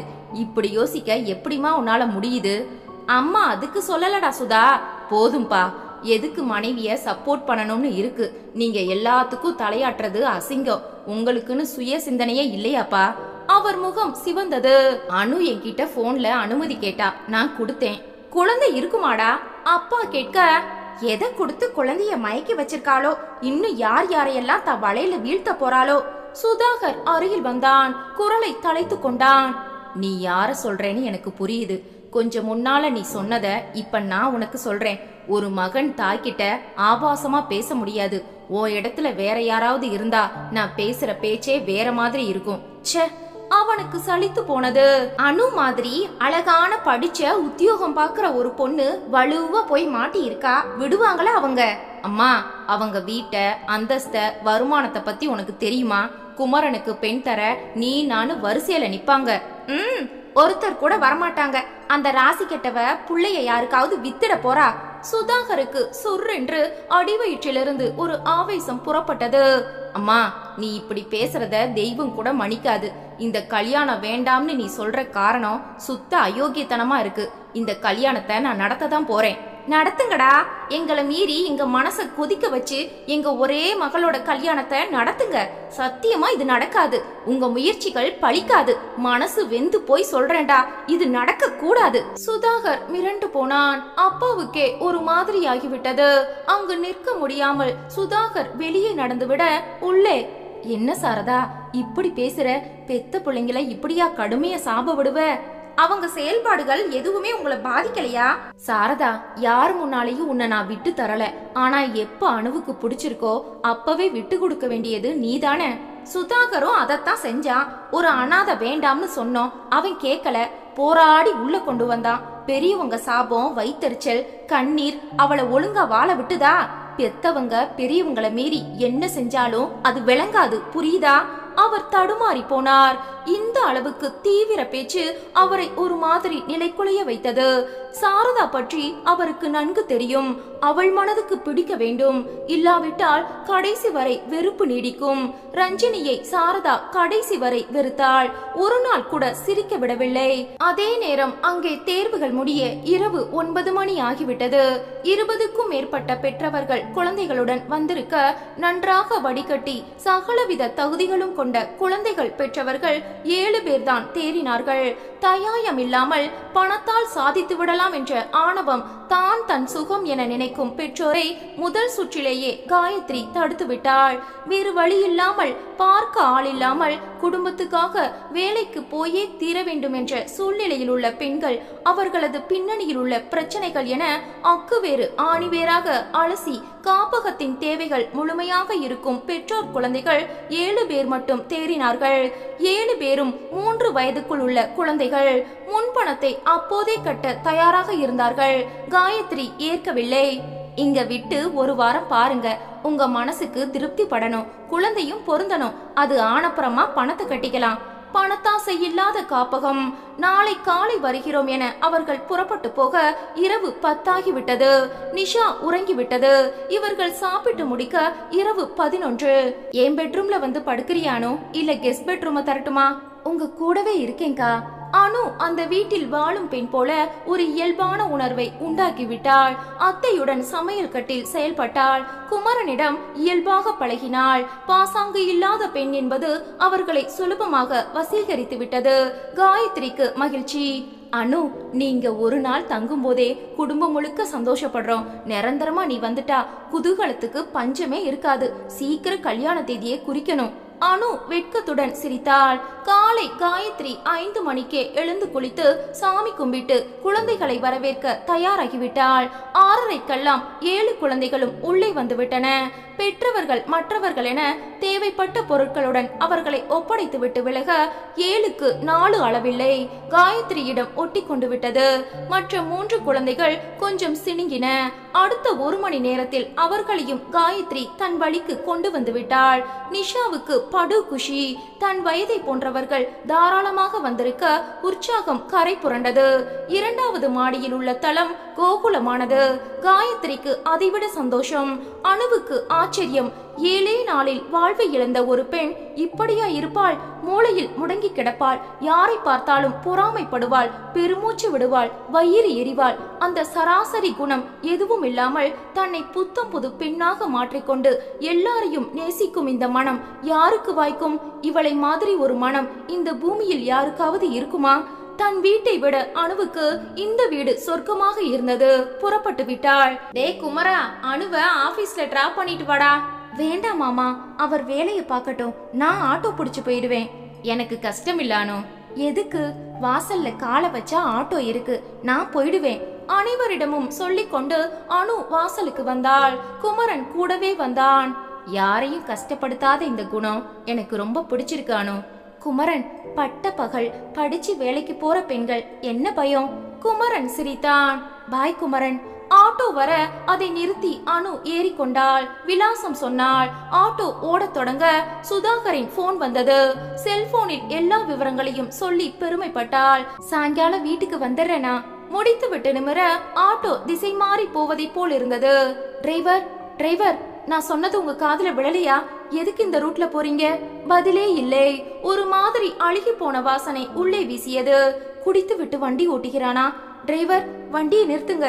அவன் எதையும் காதில் போட்டுக் கொள்ளாமல் வேகத்தை அதிகப்படுத்த அணு மிரண்டு போனாள். குடிபோதையில் இருக்கும் அவன் காதில் எதுவுமே விழவில்லை போலும். வண்டியும் தாறுமாறாக ஓட அணு பயத்துடன் என்ன செய்யலாம் என யோசிப்பதற்குள் எதிரே வேகமாக வந்த பைக் மேல் இந்த ஆட்டோ மோதி அணு உள்ளிருந்து தூக்கி வீசப்பட்டாள். பைக்காரனுக்கும் சரியான அடி. பொதுமக்கள் கூடிவிட போலீஸ் வந்துவிட அணு மயக்கமாக ரத்த வெள்ளத்தில். சில நொடிகளில் ஆம்புலன்ஸ் வந்துவிட டிரைவர் மயக்கத்தில். பைக் நபர் காலி. அணுவின் நிலை கவலைக்கிடம். பத்திரிகை கூட்டம் பரபரக்க அருகில் உள்ள ஆஸ்பத்திரியில் அணு சேர்க்கப்பட்டாள். அவளது கைப்பை பரிசோதிக்கப்பட ஆபீஸ் வீட்டு நம்பர்கள் எல்லாம் இருந்தன. உடனே வீட்டுக்கு போன் பறக்க சுதாகர் இல்லை, ரகு எடுத்தான். விவரம் கேட்டதும் அலறிவிட்டான். அப்பா அம்மாவிடம் விவரத்தை சொல்ல பதறி போய், பாத்தீங்களா அந்த துக்கிரி வீட்ல ஒரு ராத்திரி தங்குனதுக்கு என் பொண்ணோட நிலைமைய பாத்தீங்களா? தலை தலையா அடிச்சுக்கிட்டேனே. யாராவது ஒருத்தர் கேட்டாங்களா? கடவுளே, என் மகளை என்கிட்ட இருந்து பிரிச்சிடாத. வாய மூடுமா, நடக்க வேண்டியதை பார்க்கலாம். சுதாகருக்கு ரகு தகவலை தர சுதாகர் துடித்து போனான். நீ வந்துடு ரகு, நான் அங்க இருப்பேன். நாங்களும் வர்றோம். அம்மா அப்பா பரபரக்க, அம்மா ஓ உடல் நிலைமை சரிபடாது, அப்பா நீங்க கூடவே இருக்கணும். நான் போய் நிலைமையை பார்த்துட்டு உங்க 2 பேரையும் கூட்டிட்டு போறேன். ரகு புறப்பட்டு விட்டான். அதற்குள் சுதாகர் காயத்ரிக்கு தகவலை தெரிவிக்க காயத்ரி அலறிவிட்டாள். குழந்தைகளை அப்பா அம்மாவிடம் விட்டுவிட்டு காயத்ரியும் குமரனும் உடனடியாக புறப்பட்டார்கள்.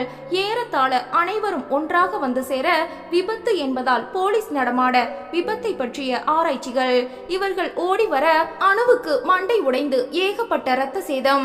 அதனால் அவசர சிகிச்சை பிரிவில். சுதாகர் பதறினான். உயிருக்கு ஆபத்து இல்லையே டாக்டர்? இப்ப எதுவும் சொல்ல முடியல. ஏபி நெகட்டிவ் குரூப் ரத்தம். உடனடியா எங்க கிட்ட ஸ்டாக் இல்ல. பிளட் பேங்குக்கு அனுப்பி இருக்கோம். காயத்ரி கூறிவிட்டாள். டாக்டர், எனக்கும் என் தம்பிக்கும் அதே குரூப் தான். டெஸ்ட் பண்ணிட்டு இப்பவே எடுத்துக்கங்க. வெரி குட், வாங்க. காயத்ரி குமரன் இருவருக்கும் பரிசோதனைகள் முடிந்து படுக்க வைக்கப்பட்டார்கள்.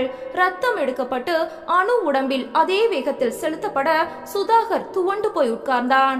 ரகு அருகில் வந்தான். அண்ணே, கவலைப்படாத. நல்லதே நம்ம குடும்பத்துல நடக்க கூடாதா ரகு? ஏன் அப்படி சொல்ற? அதே குரூப் உள்ள 2 பேர் உடனே வந்து ரத்தம் கொடுக்கறது தெய்வ சங்கல்பம் இல்லையா? அணு பிழைச்சுப்பானே, நல்லதே நடக்கும். எனக்கு ரொம்ப பயமா இருக்குடா ரகு. எதையும் தாங்குற சக்தி இந்த உடம்பு மனசு 2க்குமே இல்லடா ரகு. சுதாகர் அழுது விட்டான். அதற்குள் சுதாகருக்கு அப்பா போன். எப்படிடா இருக்கானோ? ஆபத்து இல்லப்பா, தைரியமா இருங்க. எங்களை வந்து கூட்டிட்டு போங்கடா, அவளை பெத்தவங்க நாங்க இங்க நெருப்புல நிக்கிறோம்டா. சுதாகர் தம்பியை பார்த்தான். இப்ப வேண்டானே. இல்ல ரகு, நீ இங்க இரு, நான் போய் கூட்டிட்டு வந்துடுறேன். பெத்தவங்க இல்லையா, பொண்ணை பார்க்க கூட விடலைன்னு ஒரு பழி பாவத்துக்கு ஆளாக வேண்டாமே, நான் போறேன். சுதாகர் புறப்பட்டு விட்டான். அடுத்த 1 மணி நேரத்தில் குமரன், காயத்ரி இருவரிடமிருந்து தேவையான ரத்தம் அணுவுக்கு கிடைத்து விட்டது. டாக்டர், அணு பிழைக்கணும். காயத்ரி சொல்ல, பிழைச்சாச்சுமா. சரியான நேரத்துல நீங்க 2 பேரும் தெய்வம் மாதிரி வந்துட்டீங்க. நினைவு திரும்ப லேட் ஆகும், ஆனா உயிர் ஆபத்தை கடந்தாச்சு. அது போதும் டாக்டர். அதற்குள் குமரனின் அப்பா போன். அணுவை பற்றி முதலில் பதட்டமாக விசாரிப்பு. அதன் பிறகு, புதுசா வந்த குழந்தைங்க கூட இருக்காங்க. காயத்ரி இல்லாம நிஷா கலாட்டா பண்றா. குமரா, நீ இங்க இருப்பா, நான் வீட்டுக்கு போறேன். உன்னால முடியுமாக்கா? முடிஞ்சுதான் ஆகணும். இங்க கடவுள் சரியான நேரத்துல நம்மள அனுப்பிட்டார். அங்கேயும் நம்மள நம்பி குழந்தைகளை ஒப்படைச்சிருக்காங்க இல்லையா? நான் போறேன், நீ எனக்கு போன்ல தகவல் கொடு. காயத்ரி ரத்தம் கொடுத்து விட்டு ஒரு சிறு ஓய்வு கூட எடுக்காமல் வாசலுக்கு வந்தாள். ஆட்டோ வந்து நின்றது. சுதாகர், அப்பா, அம்மா மூவரும் இறங்க, வாங்க, இனி ஆபத்து இல்ல. சுதாகர், குமரன் உள்ள இருக்கான், விபரம் சொல்லுவான். நான் இதே ஆட்டோவை பிடிச்சுக்கிறேன். காயத்ரி ஏற போக, நில்லடி. அம்மா சாரதாவின் குரல் இடி முழக்கமாக இறங்க காயத்ரி அப்படியே நின்றாள். அம்மா, என்னையா சொன்னீங்க? ஒன்ன தாண்டி என் மகளை சாவோட விளிம்பு வர கொண்டு வந்துட்டியா? சுதாகர் பதறி போனான். அம்மா, நீ என்ன பேசுற? அவசரப்படாத. நீ திரும்புடா, எதுவும் பேசாத.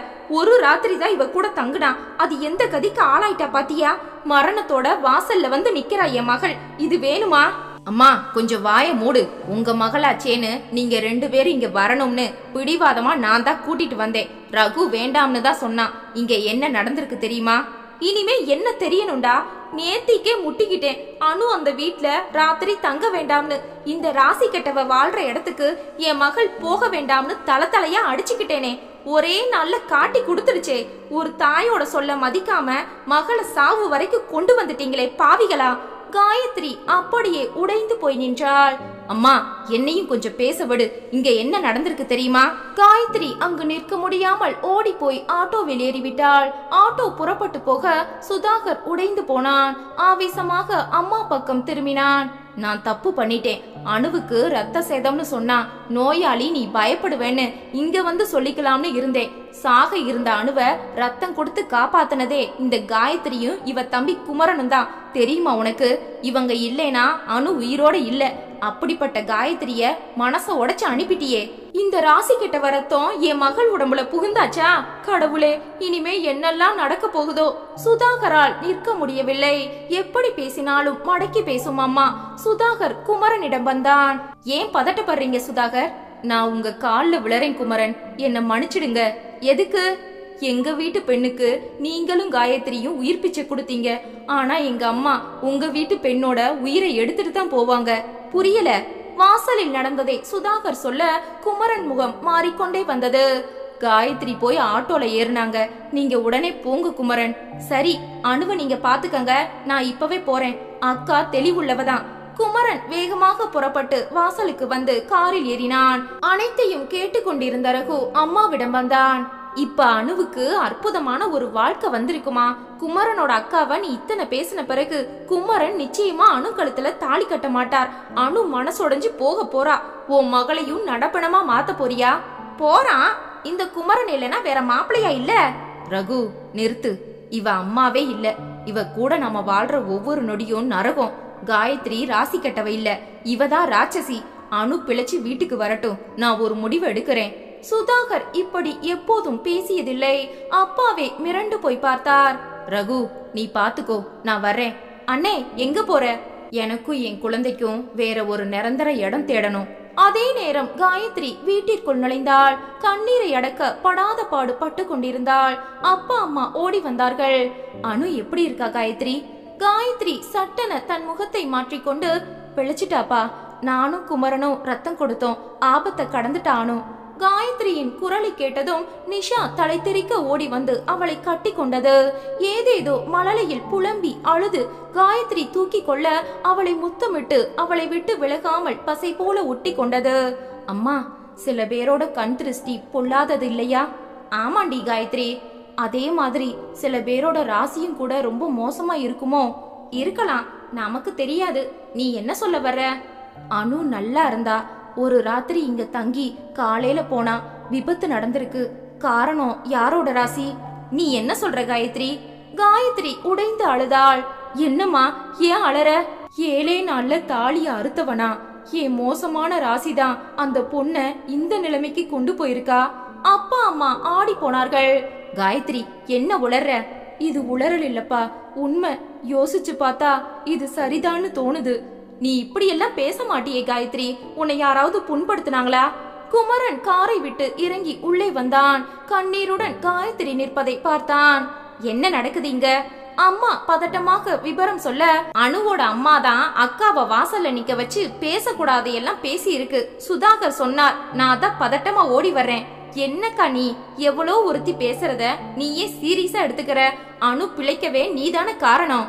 தம்பி, ஏ ராசி மேல எனக்கே ஒரு பயம் வந்தாச்சுடா. அவள் குரல் நடுங்கியது. என்னக்கா பேசுற நீ? வேண்டாம், அப்படியெல்லாம் சொல்லக்கூடாது. தன்னம்பிக்கையோட ஒட்டுமொத்த வடிவமே நீதான். டாக்டரே உன்னை பாராட்டுறார். பாரு, இந்த நிசாவ பெத்த அப்பாவை விட நீதான் பெருசுன்னு உனக்காக ஏங்குது.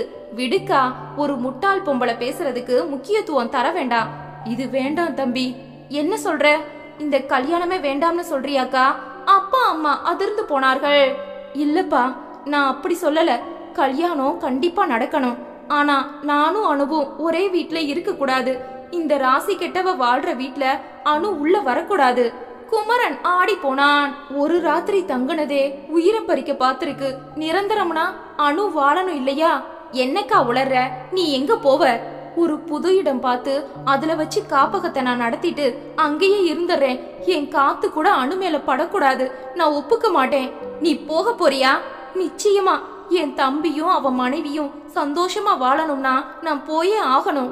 இதுதான் உன் முடிவா? அதுல எந்த மாற்றமும் இல்லடா தம்பி.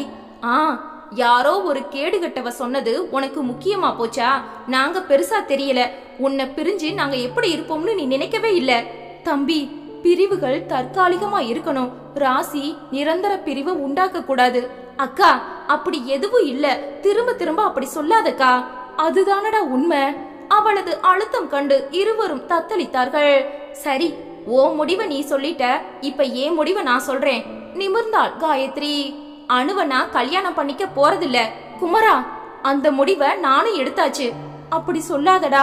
அனு தங்கமான பொண்ணு. அவளை போல ஒருத்தி கிடைக்க மாட்டா. அனு தங்கம்னா நீ தகரமா? என்ன பேசுற? அப்படி இல்லடா. செத்து பிழைச்சு வந்த அவளுக்கு இந்த மாதிரி ஒரு அதிர்ச்சியை கொடுக்க கூடாது. அவதான் இந்த வீட்டு மருமகள். அவ வாழணும்டா.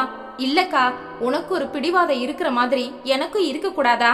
நீ என் கூட இல்லைங்கிற ஏக்கமும் குற்ற உணர்ச்சியும் என்ன கொல்லுங்கா.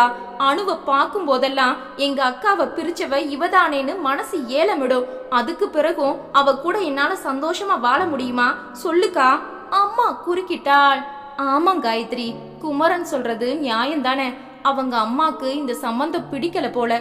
இவங்க தான் நம்ம கிட்ட மறைச்சிட்டாங்க. ஆமாக்கா, அதனால நீயும் பிரிய வேண்டாம். அவங்க அம்மாவும் சந்தோஷப்படட்டும். அனு வேண்டாம். அது மட்டும் இல்ல, இந்த நிஷாவையும் சுதாகர் கிட்ட ஒப்படைச்சிடு. என்னடா சொல்ற? நாளைக்கு இதுக்கு ஒரு ஜுரம் வந்தா கூட ஓ ராசின்னு சொல்லுவாங்க. பழி சுமக்கவும் ஒரு அளவு வேணும். சுதாகர் குடும்பத்தோட ஒட்டுறவே வேண்டாம் நமக்கு. ஒட்டு மொத்தமா கலட்டி விடு. இது என்ன விட்டு இருக்காதுடா. அக்கா, பெத்த தாயே உயிரோட இல்ல. இது வாழலையா? யாரும் யாரையும் சார்ந்து இல்லக்கா. அத புரிஞ்சுக்கோ. குமரன் உள்ளே போய்விட்டான். அப்பா அம்மா அதை ஆமோதித்தார்கள். காயத்ரி தவிப்புடன் நின்றாள்.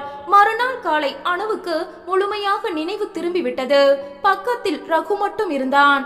ரகு உற்சாகமாகிவிட்டான். நல்ல காலம் முழிச்சிட்ட. எல்லாரையும் பயப்படுத்திட்டியானோ? சுதா அண்ணன், காயத்ரி அக்கா, குமரன் இவங்களுக்கெல்லாம் விஷயம் தெரியுமா ரகு? உன்னை பிழைக்க வச்சதே காயத்ரி அக்காவும் குமரனும் தான். உனக்கு அவங்க 2 பேரும் உடனே ரத்தம் கொடுத்த காரணமா தான் உன் உயிரை மீட்க முடிஞ்சிச்சு. டாக்டருக்கே ரொம்ப சந்தோஷம். இதை கேட்டு அனு அழுதே விட்டாள். நான் புண்ணியம் செஞ்சிருக்கேன். யார் வீட்டுல போய் நான் வாழ போறேனோ அவங்க 2 பேரும் என் உயிரை காப்பாத்துறது குடுப்புன. ரகு, நான் அவங்கள உடனே பார்க்கணும். ரகு சுதாகருக்கு போன் செய்ய எடுத்தான். உடனே வானே, அணுவுக்கு நினைவு திரும்பியாச்சு. நீ எங்க இருக்க? நான் எனக்கும் நிஷாவுக்கும் வீடு பார்த்துட்டு இருக்கேன் ரகு. இப்ப அனு காயத்ரியையும் குமரனையும் பார்க்கணும்னு துடிக்கிறா. அவங்க வருவாங்களா தம்பி? நீதானே வரவழைக்கணும். சீக்கிரம் போனே. சரிடா. அடுத்த அரை மணி நேரத்தில் சுதாகர் குமரன் வீட்டில் இருக்க சுதாகரை யாரும் அங்கே எதிர்பார்க்கவில்லை. வாங்க அக்கா, சுதாகரே வந்தாச்சு. நிஷாவை ஒப்படைச்சிடு. குமரன், என்ன சொல்றீங்க? நேற்று வீட்டில் நடந்த அத்தனையும் ஒன்று விடாமல் குமரன் சொல்லி முடிக்க சுதாகருக்கு மூச்சே நின்று போனது. சாரி சுதாகர், அளவுக்கு மீறி உங்க அம்மா பேசி எங்க அக்கா ரணமாயிட்டா.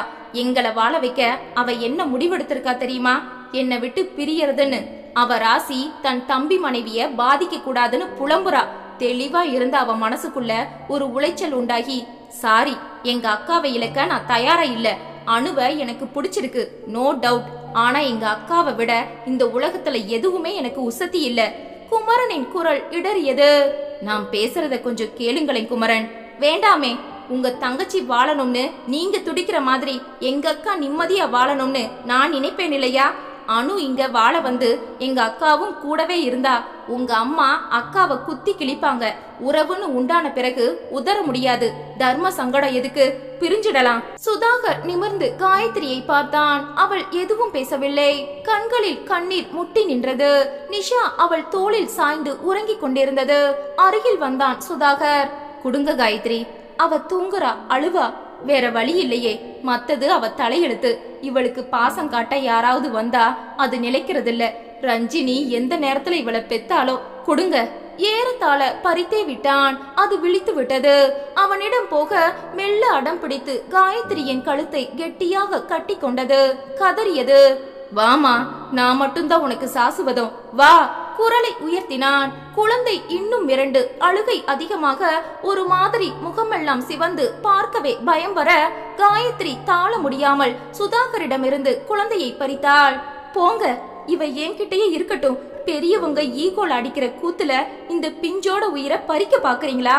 உனக்கு அக்கா உசத்தி, இவருக்கு தங்கச்சி உசத்தி. ஆனா எனக்கு இந்த நிஷாதா உசத்தி. சுதாகர் ஸ்தம்பித்தான். குமரன், அக்கா நான் சொல்றேன், உனக்கும் அணுவுக்கும் கல்யாணம் நடக்கும். அக்கா பேசாத. எப்ப டிஸ்சார்ஜ் ஆகுதோ அடுத்த நாள் கல்யாணம். அணு இந்த வீட்டுக்கு வாழ வருவா. ஆனா நான் இந்த வீட்ல இருக்க மாட்டேன். என்ன உளர்ற? சுதாகர், உங்ககிட்ட நான் கொஞ்சம் தனியா பேசணும். மேல வர்றீங்களா? சரி காயத்ரி. அடுத்த 3வது நாள் மாலை டிஸ்சார்ஜ் ஆகி அனு வீட்டுக்கு வந்து விட்டாள். சுதாகரும் ரகுவும் தான் அவளை வீட்டுக்கு அழைத்து வந்தார்கள். அம்மா பதறி அடித்து அணுவை படுக்க வைத்தாள். வந்ததுமே ஆரத்தி எடுத்தாள்.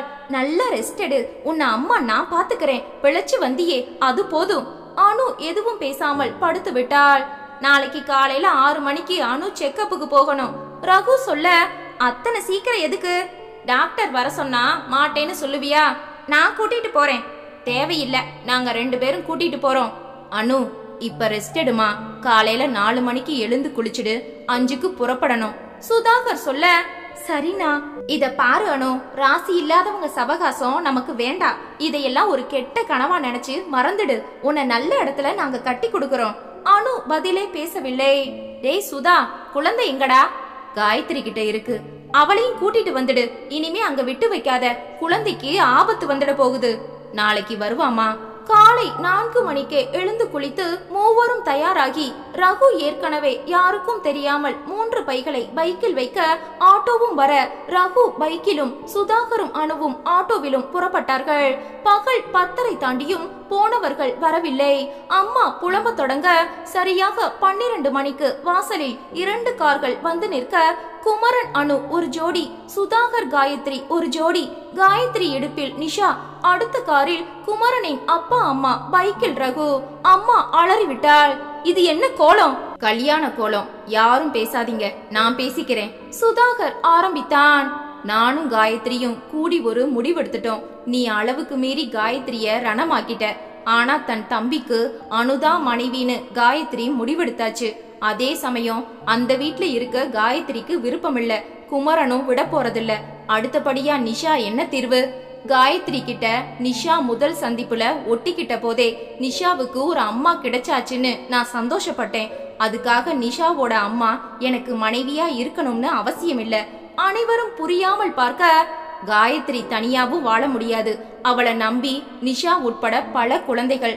ஒரு நண்பனா இருந்து நான் பக்கபலமா இருக்க நினைச்சா இந்த உலகம் தப்பா பேசும். கலந்து பேசணும். 2 பேரும் கல்யாண முடிவை எடுத்துட்டோம். அம்மா வாயை பிளந்தாள். என் குழந்தைக்கு அம்மா ரெடி. ஊருக்கு முன்னால காயத்ரி என் மனைவிதான்.